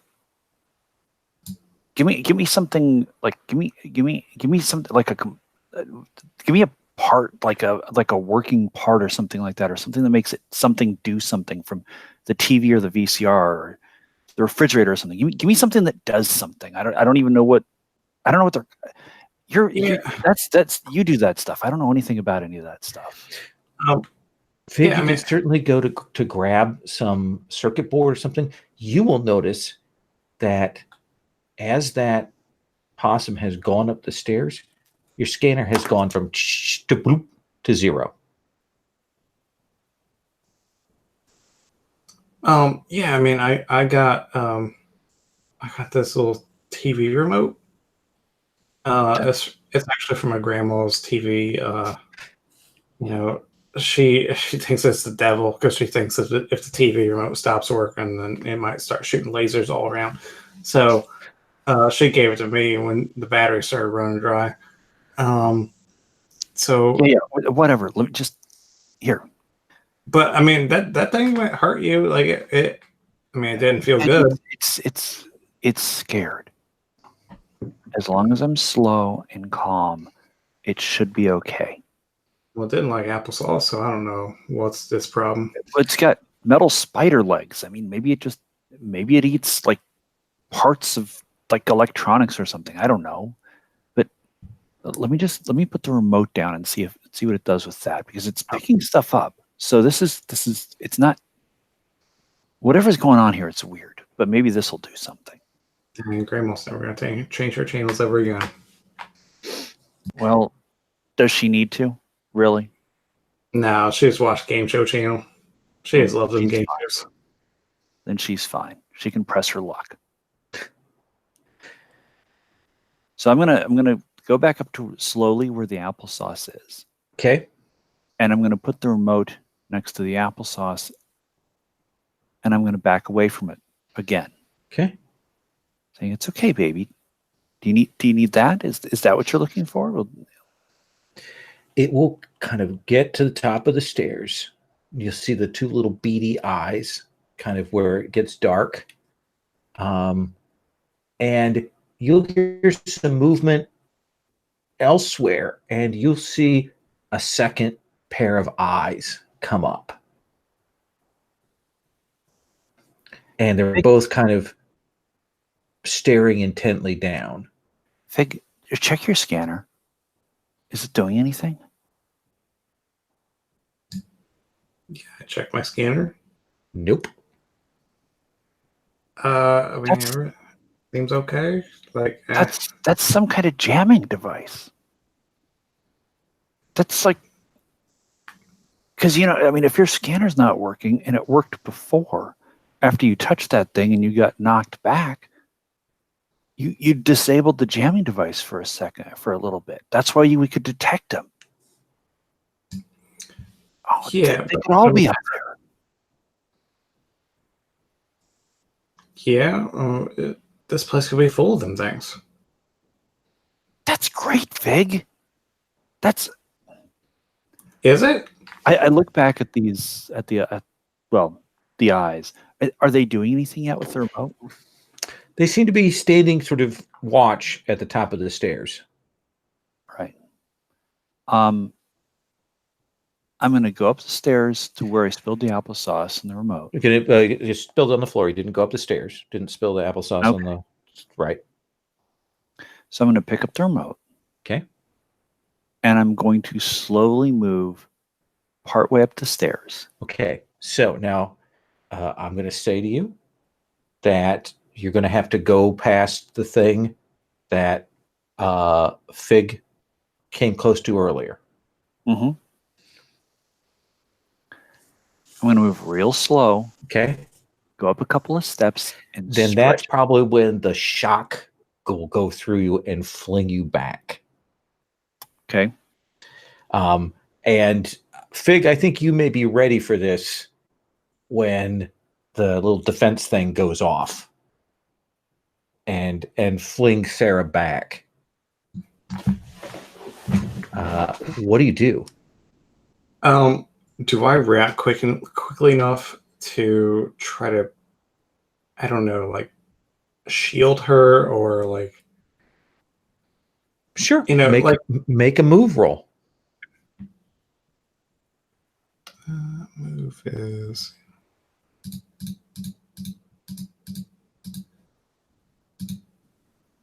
1-6. So yeah, before she gets flung back to like hit against a wall, against a chair, a wall, you can catch her on that. And again, Sarah, you'll feel a little like pinprick burns Right. from that defense thing that it set up. Am I dazed? You're probably a little dazed, yeah. How long does it take me to shake it off? Probably just a few moments. Okay. I'm going Do to come it. back to you two in just 1 second.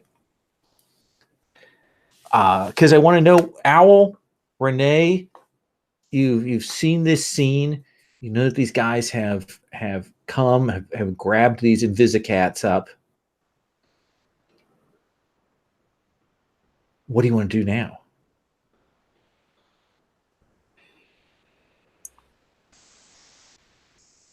I kind of want to be able to find a way to get back to the others, but like, I don't know how. It's the 80s. Is it legit to? Well, we knew they were splitting. Was it legit for Sarah to have told them that you're going to Mikey's first? Oh, Would that seem fair, Sarah? Sorry about that. Had it muted. Yes. That's okay. It would have made sense if we talked about our plans beforehand. And that seemed like you knew it was on the outskirts of where this map area was. It would seem a good place to meet up. yeah. And I think, just to add a little tiny bit into it, I think it wouldn't be maybe far off to necessarily say that Owl's been there like once. And what did you think of Mikey? I mean, I thought he was pretty cool, but like also I thought he was pretty cool because Sarah thought he was pretty cool. And usually people that Sarah thinks are cool are really cool. With Broquel, yeah. Yeah, one follows exactly. Okay. So yeah, I think that it's far less nerve-wracking for me, at least, to go, Okay. yeah, we should go check that out. Yeah. Then I think if you guys don't mind, I'd like to bring the two streams together. Sounds good. That Renee, you and Al have pedaled mercilessly over to get pass through the park and over here to Mikey's, and you would come upon that same scene of the VW minibus out in the driveway, and as you kind of put your bikes down and are kind of heading up to the house, you probably hear a zats.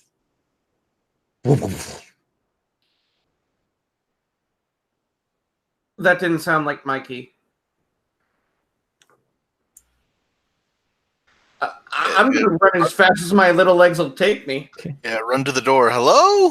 Everyone And I think you two will kind of hit that front screen. The screen doors slam when you throw them open, and you will see a absolutely wrecked room with Sarah has kind of like is just getting her bearings. it looks like Fig is kind of holding her up a little bit, and there is applesauce all over the floor. Imagine a 64-ounce jar of chunky applesauce poured out liberally. Ugh.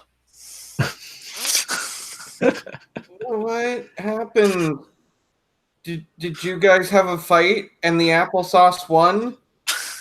No. All right. Give me. Do I have the remote in my hand still? Yeah. It probably smells like a little bit like burnt plastic now.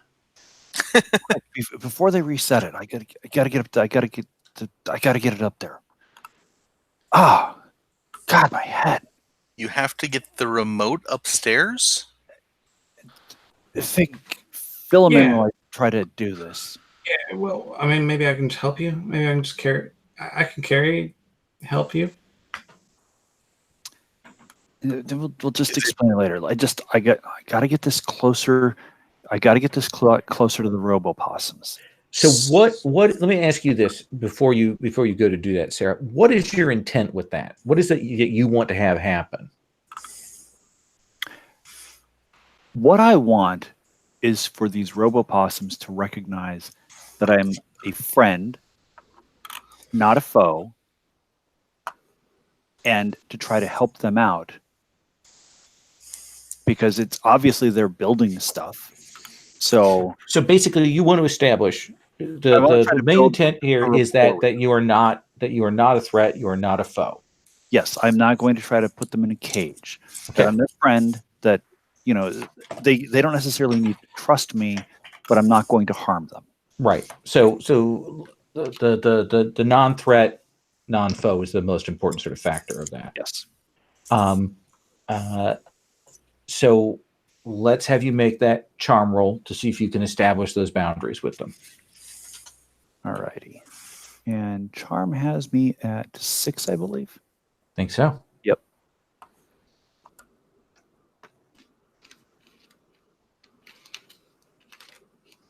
All right. Cross my fingers. I got a 6. Just one, though. So you will put that up there. They do, when you come through the defense line again, they get themselves ready. You set that remote down in front of them and you back off, and you see them kind of note that you didn't follow up on any of the opportunity there. And they will, one of them will reach its little possumy spider legs out and pick up the remote and begin to dismantle it. Like it pops it open, and those little spider legs begin to pull out pieces and parts. This is so cool. So, Hey, are you seeing this? Yeah, I mean, I'm seeing it, but like I paid good money for those batteries. Owl, Renee, what's your reaction to a pair of spider possums taking a remote apart up at the top of the stairs? Assuming that you kind of step around and avoid the applesauce. I mean, if we're going just based off of instinct, I think this is the level we're going to reach now where I pass out. Probably kind of start to get that little bit of lightheaded. It's been a long morning already. Oh, yeah. I should have had more cartoons, but no. Healthy dose of reality mixed with what the heck. Can flop down on one of these chairs. Yeah, I think I'm just gonna take a seat. Remind myself that some things make sense still. Renee? Renee is really intrigued by it and wants to like get a good look at them to see like, how do their legs come together. They look really cool. As long as they don't touch me. And you will see one of these things kind of back into the upstairs. And it comes back with what looks like a jumbled together sphere of parts and bits and stuff. And it kind of rolls it, and then it bends 4 of those legs upwards to carry it, and then moves down towards where you are, Sarah, and holds out this thing. It's got little flashy lights on it. There's a button on it. Oh, baby, a present for me? You're so sweet. You're so cute. And then it Thank will you. back up those stairs again. Thank you. It looks like a bomb. Well, okay, listen. I don't know a lot about whatever these things are, I don't think anybody does. but they built like this really cool jamming, like stunning thing. I mean, when that thing's on, we can't tell that they're upstairs. The detector doesn't work. They're smart. They made something to hide themselves. And then when Fig tried to go up there and he got zapped, I tried to go up there and I got zapped. So, I mean, they made something that like defends them as well. They're brilliant. So it could be a bomb.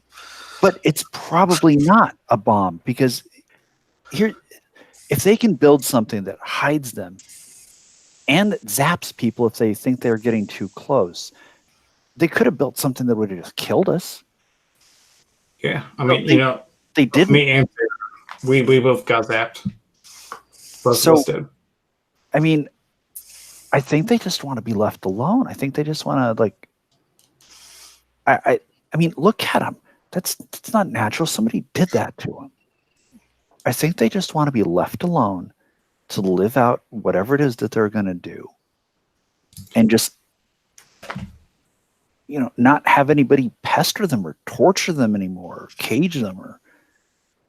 And I mean, you can understand that, right? I mean, who wants to be in a cage? Yeah, no, of course they don't want to be in a cage, but where are they from? What, like, They're possums. Look at them. Where are they from?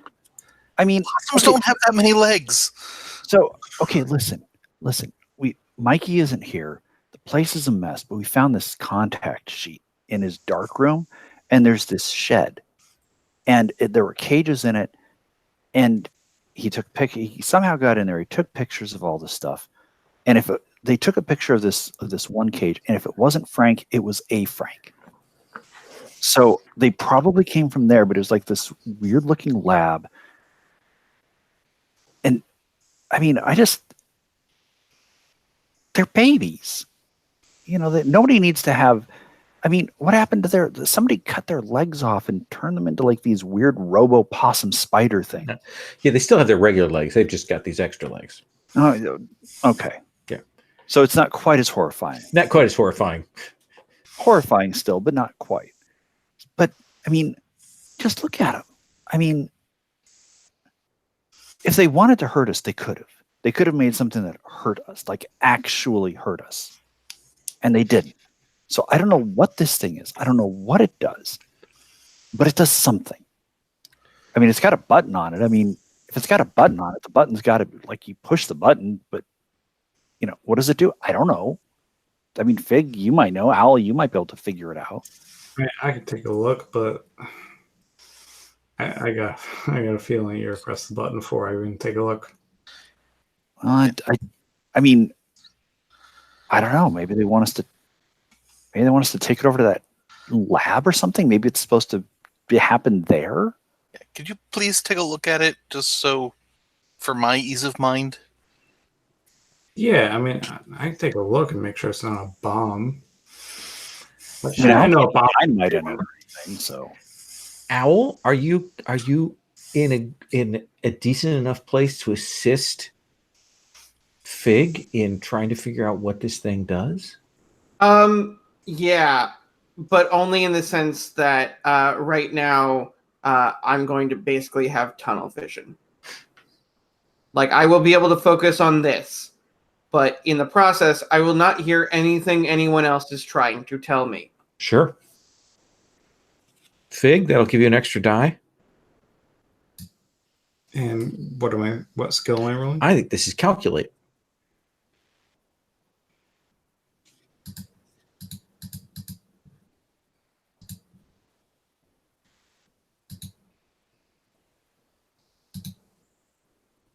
I got 1-6. This looks like some sort of device to release some kind of energy. Like it has some kind of weird energy charge in it that pushing that button looks like there's probably a little bit of a delay, but then this energy will be released. It doesn't look like a bomb, like it's going to explode, but it has a feeling to the two of you like this is clearly to disrupt something.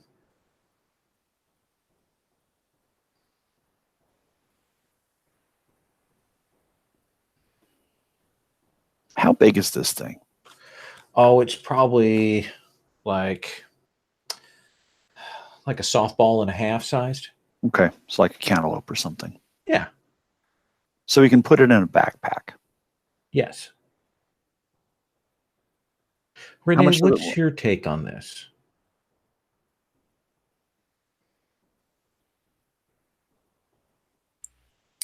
I'm not sure. Just he's right. If there's other animals in cages, we should try and help them. But I don't know.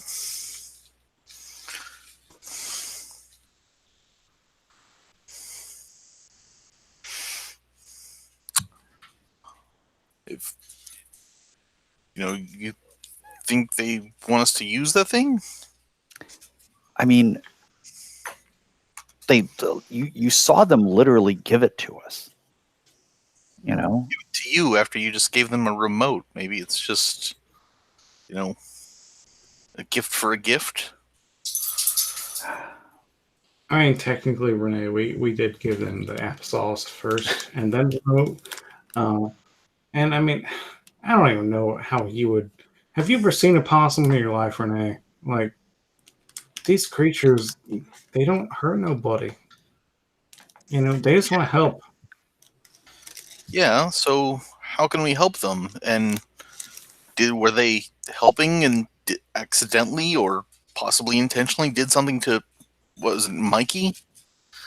I don't know. Maybe Mikey went to that lab or something like that. I mean, we've got the pictures from inside. What pictures? He had to come back here. What pictures? Oh, that contact sheet I told you about. We've got these negatives, and we were able to put them up on Mikey's light box and look at them. And he got into this weird lab where those two guys and a woman were standing around. You got pictures of them near it. So I don't know. I mean, maybe. Okay, did you guys watch The Day After? What? Okay, because look, these possums are building really weird stuff, and that zap that hit us was, I mean, that's like science fiction stuff. Yeah, Maybe that friggin' thing. maybe this is like science fiction stuff too, because like in The Day After, like how the TVs didn't work after. Maybe it does something like that. I mean, maybe we're supposed to do it. Maybe they want us to like take this thing to the lab and like push the button there. Maybe it's supposed to do something there. That's yeah. And I mean, maybe they're we smart can enough to find make Mikey this there. stuff. They just can't tell us. So we've got to kind of figure it out. I mean, it's like, and I don't blame them for not like taking it themselves. Who'd want to go back to a place like that? So, Owl, are you more scared or curious? I mean, your drive is wanting to find the answers to the big questions. Yeah, I mean, it's like a fight to the death in my brain, but the curiosity is slowly winning. And also when they mentioned the contact sheet and how there was 2 guys and a woman, and we haven't seen the woman before, and we didn't necessarily get a look at what Lorna Spearing looked like, and I'm kind of trying to piece all of this together, and I'm going, all signs point to the lab. Yeah. And like, if they were bringing these creatures, creations, whatever they made, back to the lab, then in the interest of, I guess, helping these creatures out, it makes the most sense to maybe take this disruptive energy thing and disrupt some things at the lab and basically enact like a big breakout scene. Yeah. Fig, are you down with that? I think so. I think Fig is down with that. Fig still is curious about the device, but yeah, I think everyone else, like, he still wants to just fit in. So let's do it. I think that on that let's do it, we get the wipe cut to the 4 of you stomping through the woods. Got your stuff with you, get backpacks and sketchbooks and multi-tools and encyclopedias and all of that. And we will see you kind of looking around, looking at the path, and come to the edge of this clearing. And you will see this building. Looks like maybe it used to be like a research station, like a survey station. They had these in the 70s when they were first setting up the loop, that were kind of, outposts that they stopped using. And it looks like that's what this is that's been adapted to this. And you can see that there's actually kind of a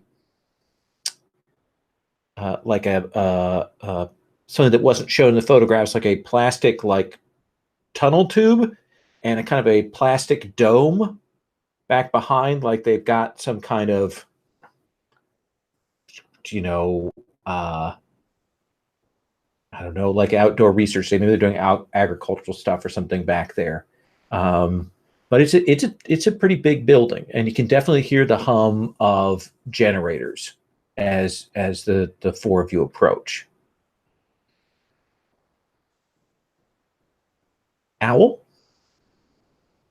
Well, if there are generators, that means there's energy, and if there's a disruptive stuff, then why is everyone looking at me? Because you're smart and you know stuff. Oh, right. Yeah, sorry. It's been a long day. I know about throwing rocks at cop cars. I am way out of my element here. Come on out. Okay. Do you want to do an investigate roll, Owl? I think that would actually be a solid thing for both Owl to do and for me as a player to do. Yeah, okay. So that's 9 off the bat. Does anyone want to help? Of course I want to help. Cool. Great. Fantastic. So I'm going to say that's 10 dice. 10 dice. Alrighty. Now, can Renee also help to give Owl another die, or no? Just a single die. Okay. Got it. But you could use your encyclopedia to get 2 more. Not sure it's appropriate for this situation. All right. Yeah. I got 1 6. Are you happy with that, or would you like to spend a point of luck and reroll? I've got 2 luck left. I'll spend that 1. Sure. Yeah, that sounds good to me. So I'll go ahead and do that. Okay, here we go. I got 1 more 6. So let me give you some basic info. and then I'm going to let you ask a couple questions. So the building looks like you've got some photographs from Mikey, and it looks to you like it's pretty big inside. You can kind of guess the layout from the photos and so on. There's one main set of doors. You guess they must have some rooms in there that they sleep in, and then a set of chambers that go down to the lab. It looks like there's that main entryway, and then there must be this back door that they've got connected to this sort of dome sort of thing they've built out back that's opaque. You don't see that van, or sorry, that Saab that you saw before. So maybe not all of them are here right this second. Okay. So I'm going to give you 2 follow-up questions. Sure. Thank you.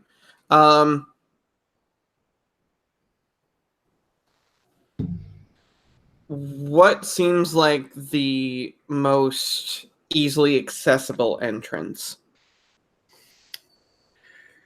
Well, actually, it looks like the dome itself looks like it's made of like plastic and metal, but that tunnel that goes between the main building and that dome is like a framework and sheeting.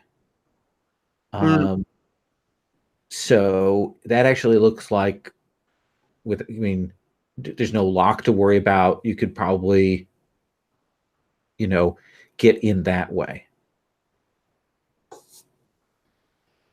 Okay.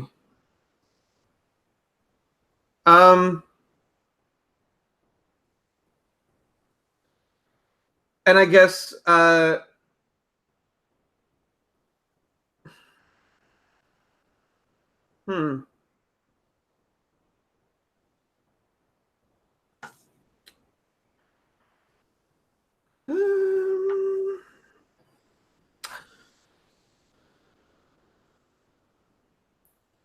what seems like the best site for a distraction?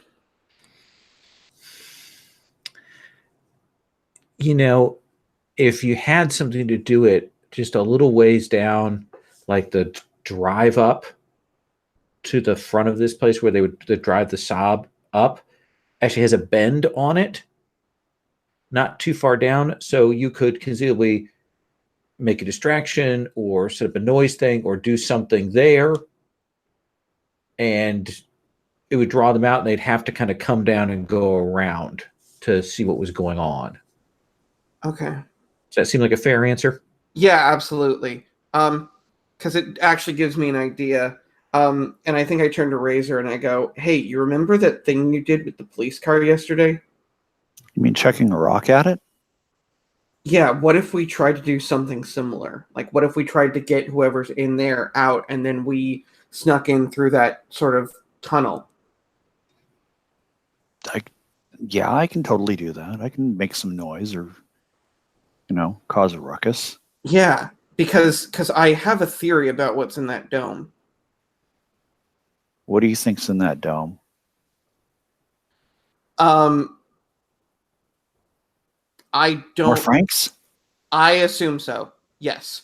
I Weird think. sciencey stuff and strange animals. Yeah, basically, I think the dome is either a testing grounds or basically a way to keep all of the creatures that have been getting out from getting out. Obviously, it's doing a pretty bad job, and that tunnel seems pretty easy to get into, so I'm not entirely surprised. But if that is what that is, then we need to get in there, because hypothetically, then we'd be able to free all of the creatures in there. Although we should also consider if we should do that or not, because so far 2 out of 3 encounters of those have we should not. We should free the creatures. They're babies, and I will make that noise. But you're all going to promise me something. They're babies, and you're going to treat them like they're babies, and that they're adorable things that would not hurt you. They're scared, and they've been experimented on, and people haven't treated them nicely. You're going to promise me, because if I'm doing this, I'm not going to be in there with you. So you've got to promise me that you're going to treat them like I treat Frank. Hey, of course. Like, I don't think any of us like ever thought that. Look, I care Well, about listen to what Al animals. just said. Yeah. No, let's They're just just. babies and scared. It's okay. It's all right. It's all right, Al. Right?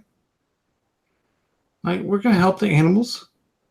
We're gonna help them in our own way, right? Yep.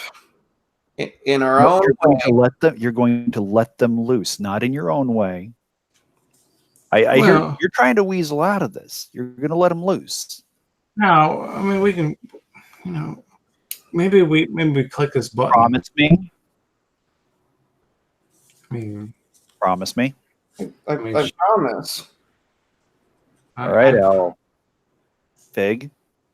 Yeah. I mean, if you put it like Say that, it. Say it. promise. Renee. I'm good with letting him go. Yeah, well, I figured you would be. That's Oh, he didn't say the words. it. You're right. He didn't. Renee. What? Say it. We will help them by letting them go? Say I promise. I promise. Sarah grins real big. Leans in, gives him a quick peck on the cheek, like, and then blushes and runs off. Oh, I knew it. I knew it. I knew it. I knew it. I knew it. I knew it. Not that that's important right now, but I knew it. So, Sarah, you want to make it something that's loud because if the person's in the building, They need to hear it. they need to hear it. So, tell me what you would do or what you have with you to make a loud distraction. Well,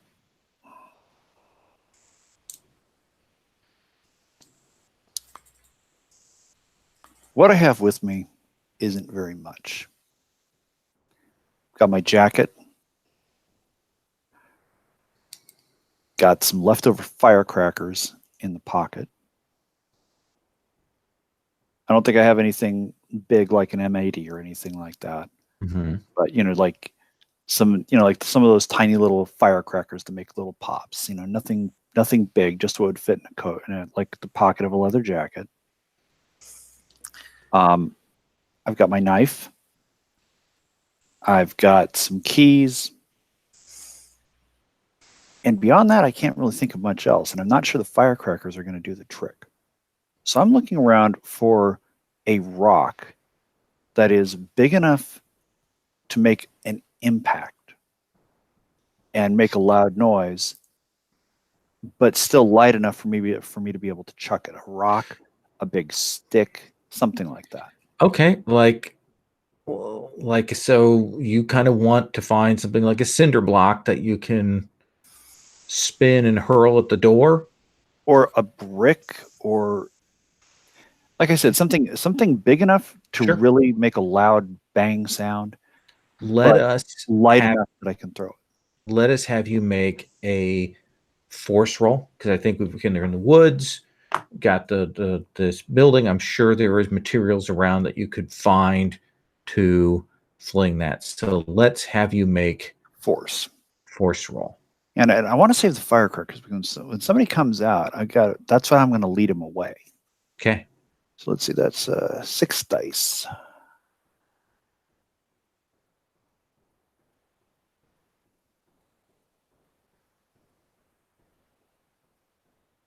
And that is a complete failure, so I will spend my point of luck to reroll.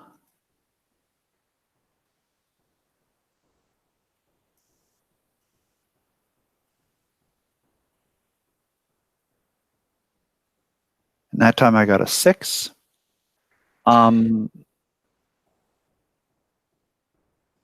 Yeah. So you will get a big chunk of brick. You will heft it up and you will fling it at this front door. And it's one of those sort of hollow metal doors. So when it hits, it's loud, like it boom, smack rings. And are you then falling back or what? I am going to fall back. I mean, I want to get below the road because you said there's a road coming up and it's There's a little road coming up and then kind of turns. Yeah. Yeah. So I want to try to get at least a little bit away from the building so I'm at least partly concealed and I can see if anybody comes out so I can get them to chase me. Okay. We will come back to you. The three of you, Owl, Fig, Renee, you three have kind of been waiting for this opportunity, right? And then you'll hear it, and it's louder. Like it startles you how loud it is in these woods. They kind of smack against that. When that hits, what do you three do?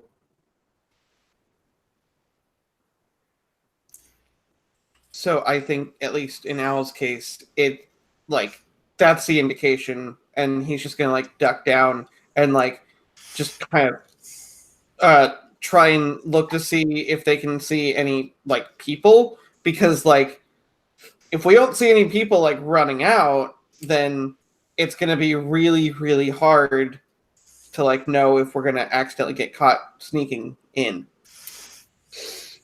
So you're going to actually wait, not take this opportunity to kind of make the break, but you're going to wait to see if this works or not? Actually, I'd like to combine that. So, like, what I mean is, I'm gonna like look around as I'm running for the tunnel. Okay, so I think the three of you can get to the tunnel, but you won't have a great line of sight on what's happened out front. So you have to take it on faith. Okay, I'm okay with that. Is everyone else? Yeah, I think, I almost grab Owl and sort of like tell him that I saw it was okay. Yeah, that And then was the plan. Sarah's gonna deal with them. How are you cutting your way into this through this plastic? I mean, I've got a multi-tool. Like a multi-tool can cut. Okay, it's gonna Yeah. cut into that. There'll be this It cold a air. scissor, but it takes a little while, but I can cut through. Cut through. There's one of those sterile hot zone tubes here that you step into, cooled. You can see that there's a door on the back of the building. And then the tunnel goes onto the dome, and there's this glow coming out of the dome. What do you three want to do?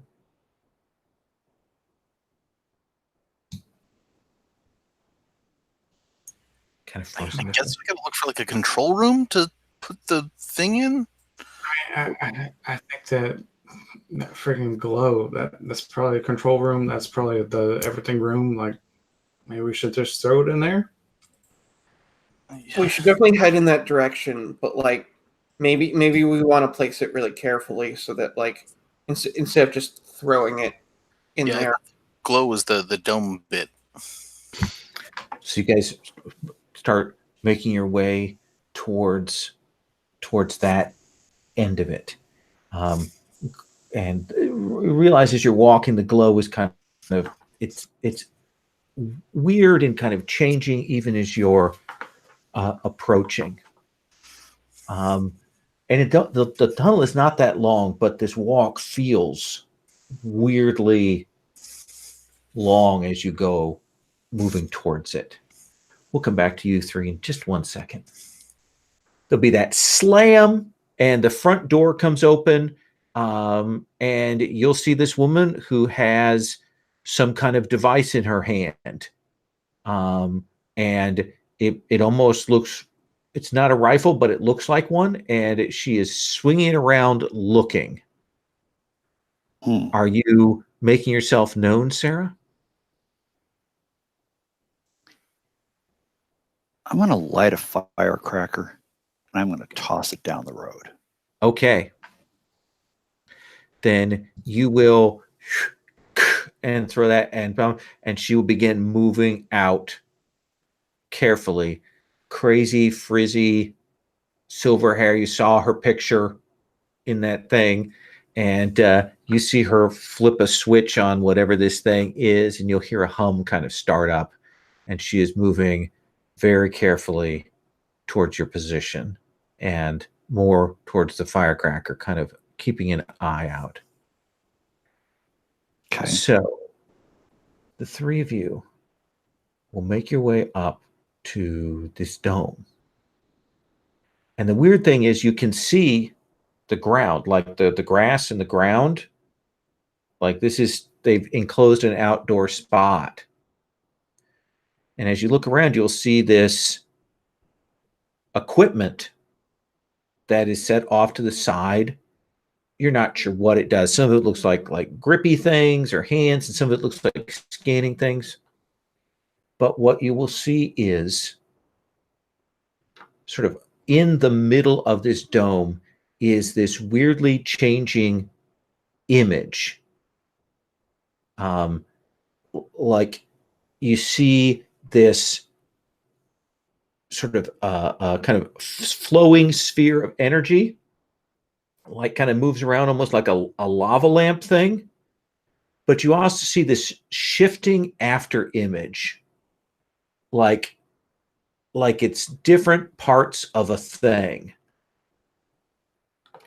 And Owl, I think you're the one who maybe has the best visualization of this, but I think Renee can see this too with her artist's eye. So I would like both of you to roll investigate. Oh, okay. So, like individually? Yeah, I want each of you to roll and investigate this time because I like Okay. multiple rolls. Great. Okay.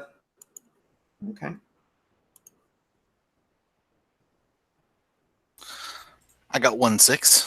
Okay. And I'm gonna roll. So it's just 9 of the dice.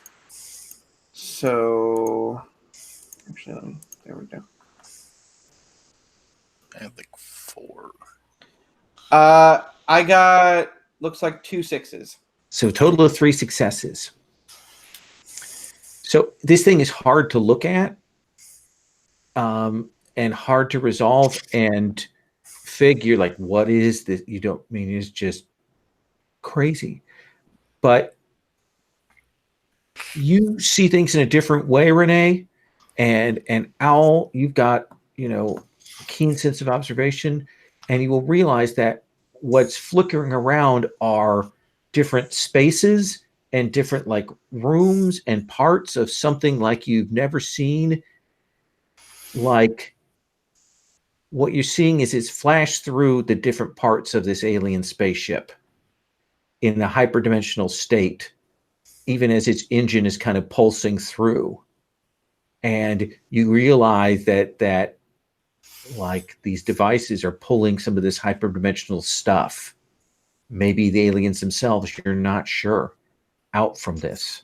And Renee, you can certainly visualize kind of what you're seeing in terms of the layout and connection, and it's like nothing you've ever seen.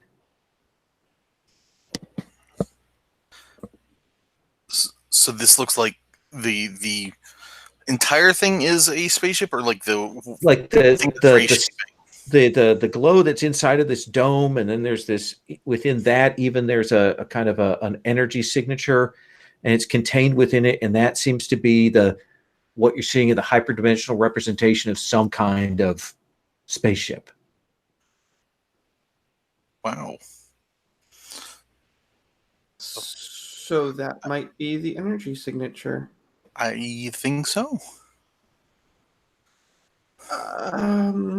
So we're gonna blow it up or whatever with the thing?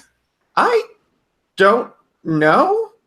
I don't think that's a good idea, but I don't know. I mean, they gave it to us for a reason.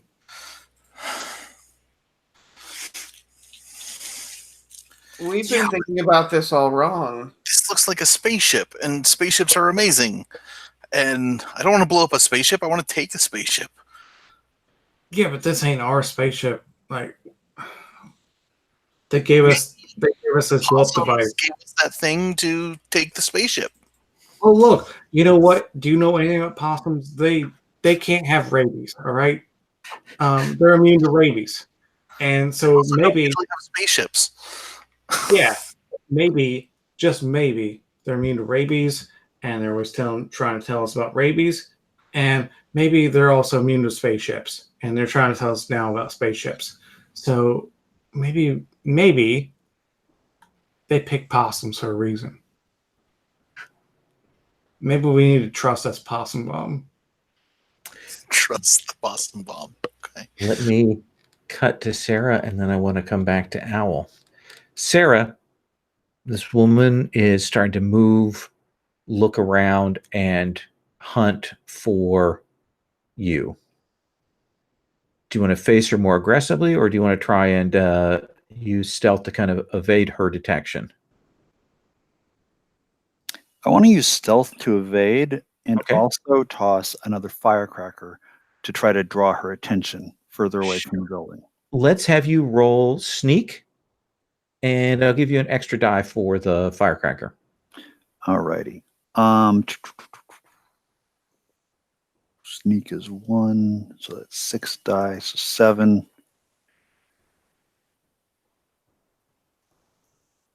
Let me guess, there's almost no chance I can fail. There is almost no chance that you could fail.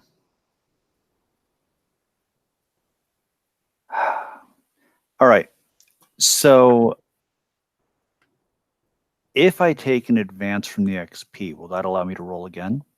So the ways that you have for advancement for reroll are marking a condition right now, Mhm. or using your pride to get a success. Well, I do have the firecracker stored in my leather jacket. So that could give you. I'll give you an extra 2 dice for that. Let's let that go. All right. So let's do it this way. Let me reroll these 7, and then I'll reroll 2 of them. Well, you're going to just reroll the 2 dice, right? Okay. Yeah, I can do that, as opposed to a full reroll. Right. I actually got just the same numbers opposite. All right. Conditions. You know what? I didn't eat breakfast. I think I'm hungry. Okay. Then go ahead and take your reroll, and that's reroll everything, including the leather jacket. Then. All righty. Roll those. So there's 3 6s there Okay. out of 7 dice, Good. and yeah, just 3. So you will take off, throw the firecracker, and she is in pursuit, but you are faster, smarter, Stronger. and I don't want to say that necessarily, but he said definitely got the edge on her with that, and she is certainly drawn away. Doesn't have any sense of what's going on back at the facility. Owl. Hyperdimensional alien spaceship. Opossums with a robo device. What is going on? Yeah. You're reading my thoughts. Oh man. Yeah. Like, and I've got the promise that I made to Sarah, but I also know that I'm looking around and I don't see any of the. Do I see any of the creatures? No, not in here. Okay. That makes me feel slightly better about possibly disrupting this energy source. But we also oh Owl. god. Owl, what will you do? Oh man.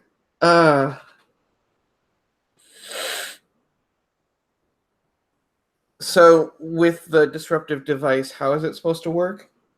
There's a button on it. Okay. Great.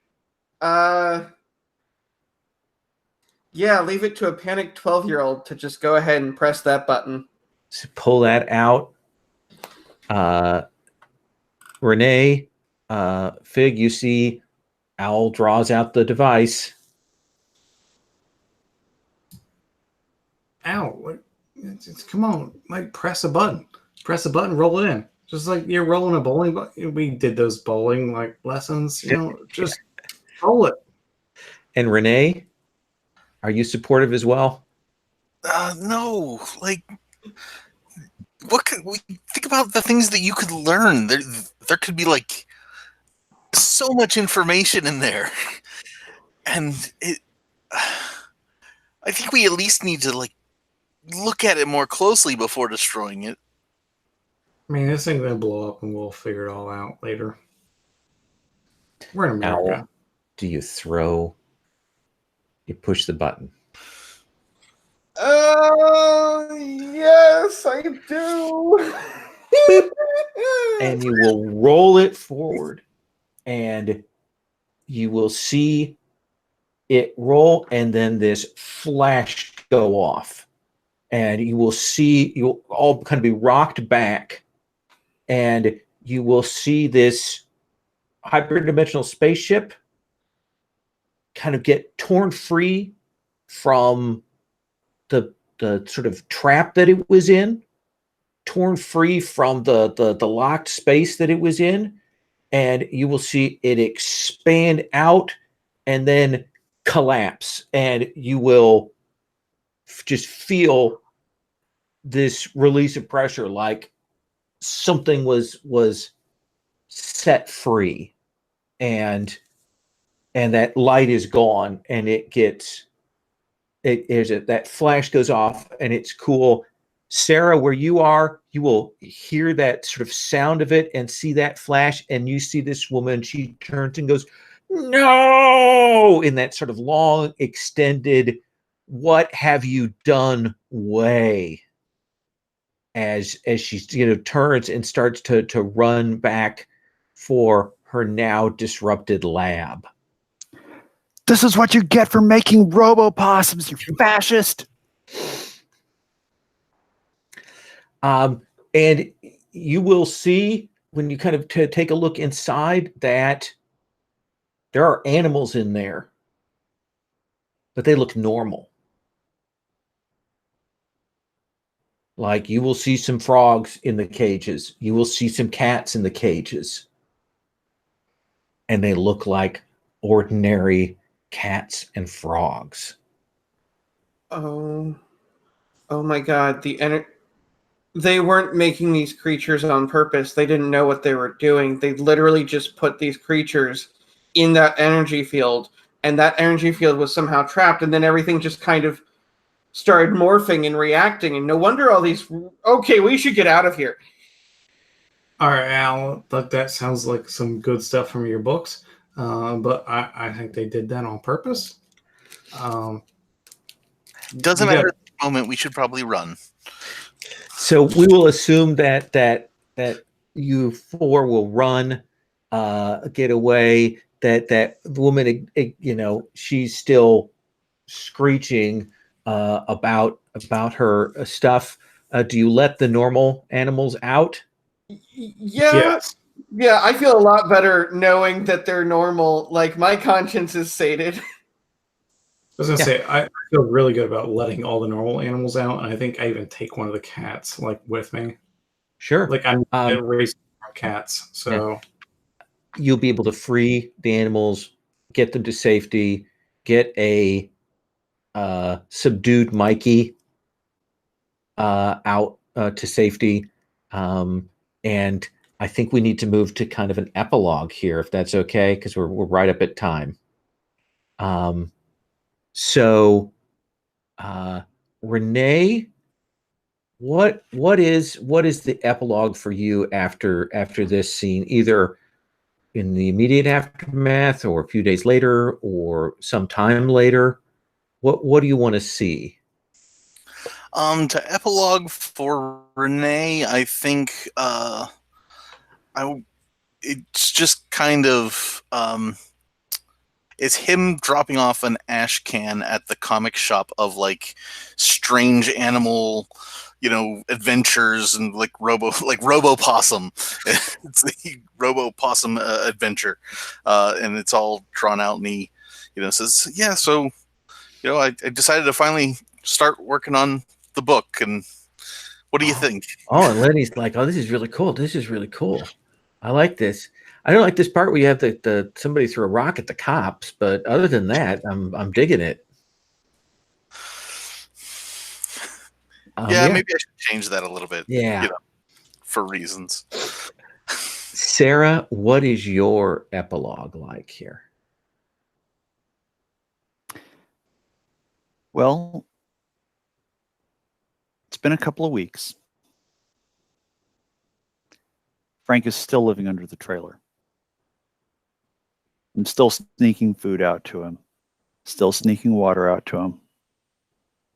Stop changing colors. The cicada wings, they're not really doing much of anything. He seems happy. I mean, I don't know how you can tell a frog is happy, but he stays there. He's not in the box anymore. He just kind of wanders around. Seems content. It's not even like, there's like that lattice holding him back. He could leave if he wanted to. So I guess Frank kind of likes me. So now I'm just a 14-year-old punk girl with a pet, mutant frog with cicada wings.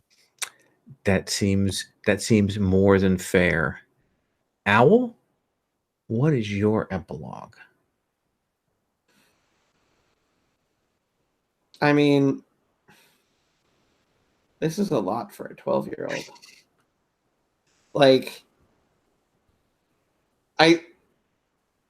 I think this is something that ultimately,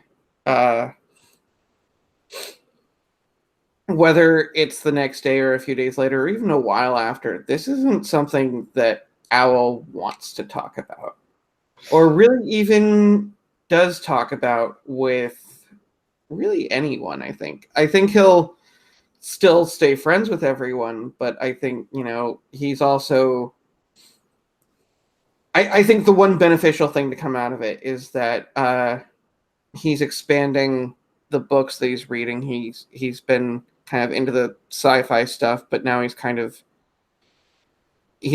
got this certainty that there is some other thing out there, at least, that's got some kind of crazy thing going on.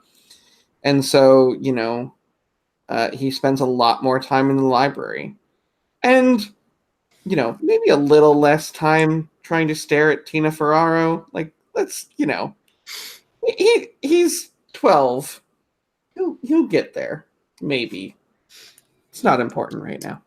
Fair enough. And Fig? I think Fig. I think when everything goes down, his dad probably gets a little bit sicker. Like maybe somehow something that he was doing to get better was tied to that, whatever. And it's making him a little bit worse, but not too much worse. He's a kid, and we're Just a supposed to relapse of a kind. But I think somehow it makes Fig want to learn more about this. And so Fig kind of starts hanging around Owl's dad's shop. Like Mr. Brock is sort of, his go-to guy now. And he's actually kind of cringing every time he walks in, because he remembers the one time that he actually said the full HE double hockey sticks in front of Mr. Brock. But he's cool with it, and I think he's just trying to read the books that Al reads, or that Al read. Nice. And that's where we're going to stop today. Thank you all very much for doing this, and letting me have a chance to play with these characters here. Should we do a quick round of thorns and wishes, if you don't mind, or wishes and thorns, or however we say that? I got time. Roses and anyway, I get them all mixed up. Stars, wishes, throws, wishes. Let's just take a couple minutes. If there are things that you did dig play wise, or about the mechanics, or about the setting, or about other players' things, let's have you point to those for the stars.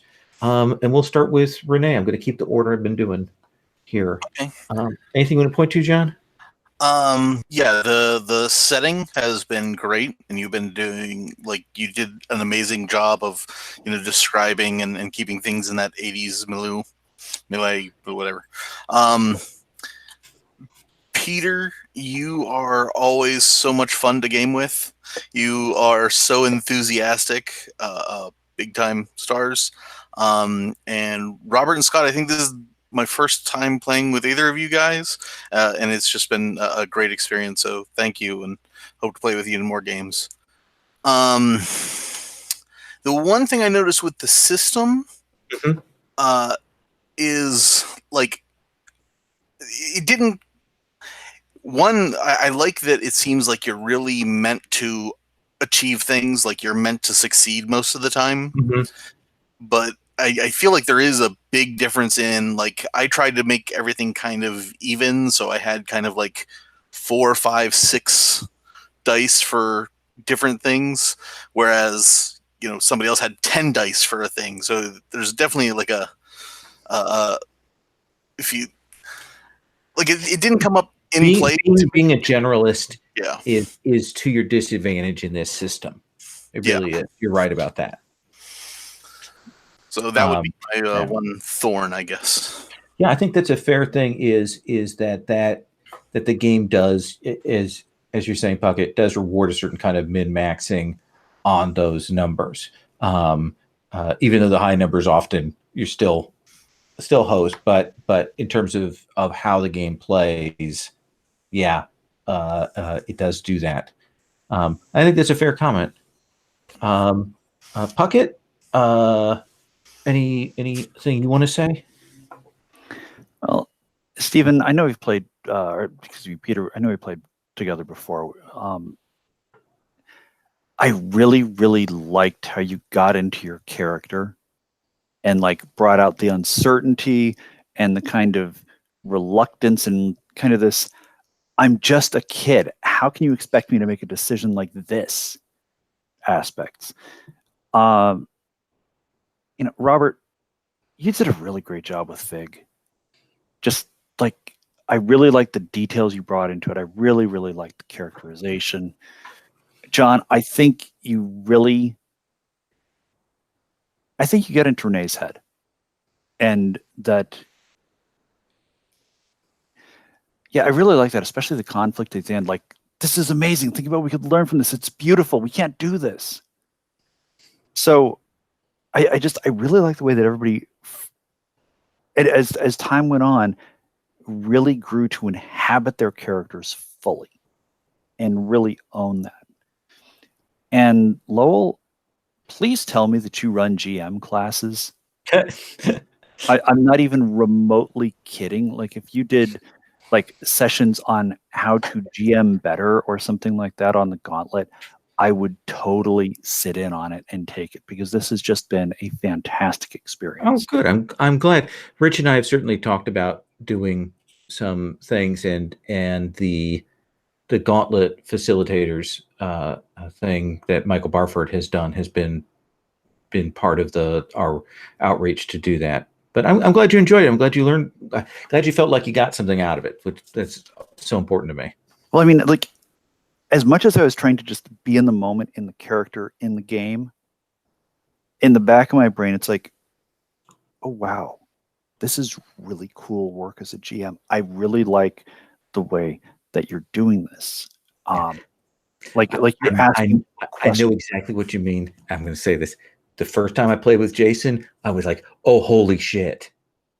Yeah, I'm doing the between with him right now, and it's like, yeah, it's fun. Yeah.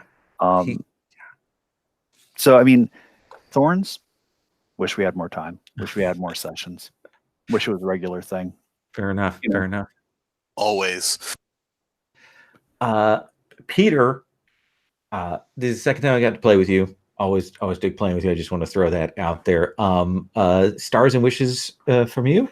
Yeah. So, Puckett, like you said, this is our second time playing together. But I love how your characters feel so distinct and lived in and so thought out, and oftentimes thought out aloud to the point where it's like you can really understand the point of view and the perspective of the character. And I really felt like with Sarah, aka Razor, that was such like a cornerstone of this little series. Was just like, you always, like, no matter the reluctance or anything from other characters, perhaps Sarah was always the one I felt like who was always 100% like, this is the right thing, we're doing this, let's do it. And I really kind of loved that sort of binding glue that kept us all together, that I really felt like Sarah was a huge part of.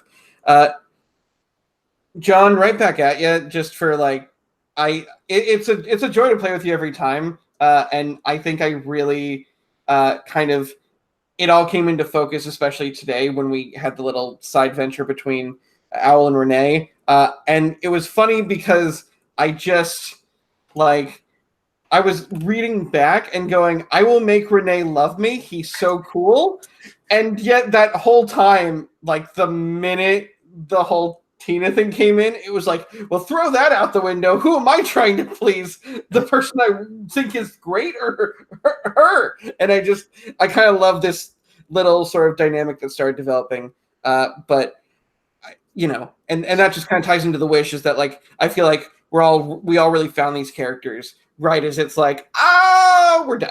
Yeah. But hey, that's more.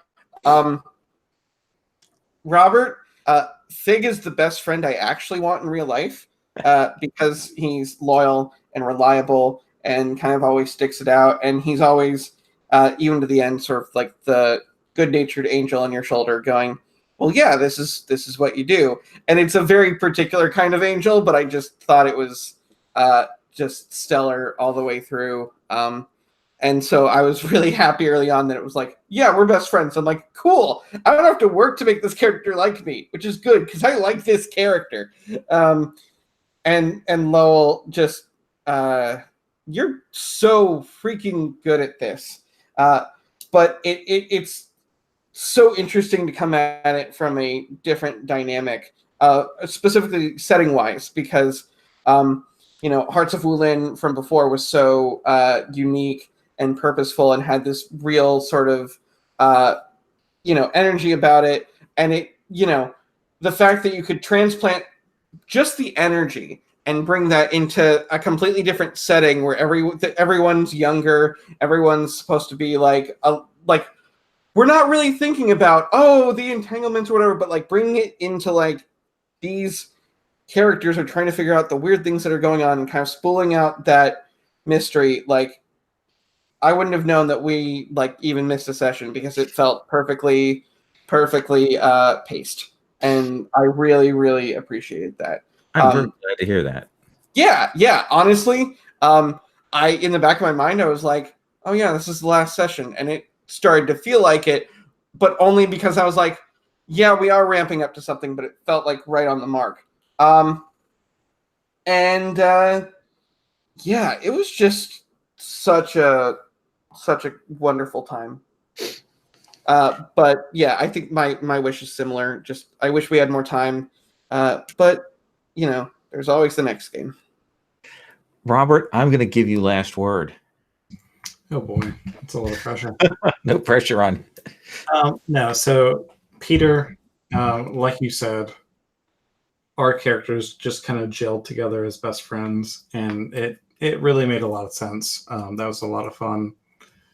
I really liked, even though we didn't get to do it much, but Fig and Renee, kind of the standoffish, who's going to be the alpha guy.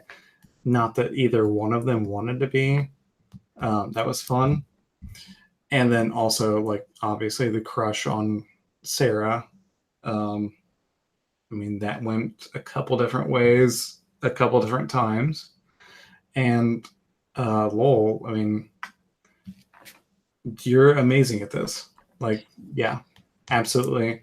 I've played with you a couple times now. Like Zombie World was awesome. This was Yeah, awesome. this time another player didn't shoot you in the face. Yeah, so I didn't get shot in the face. That's always a good ending. And yeah, I just hope to play with you guys more again. Awesome. I had a great time. I like the setting. I enjoyed playing with all of you that I played with before, and Puckett. Been a delight playing with you really for the first time. So been great. I am going to stop the broadcast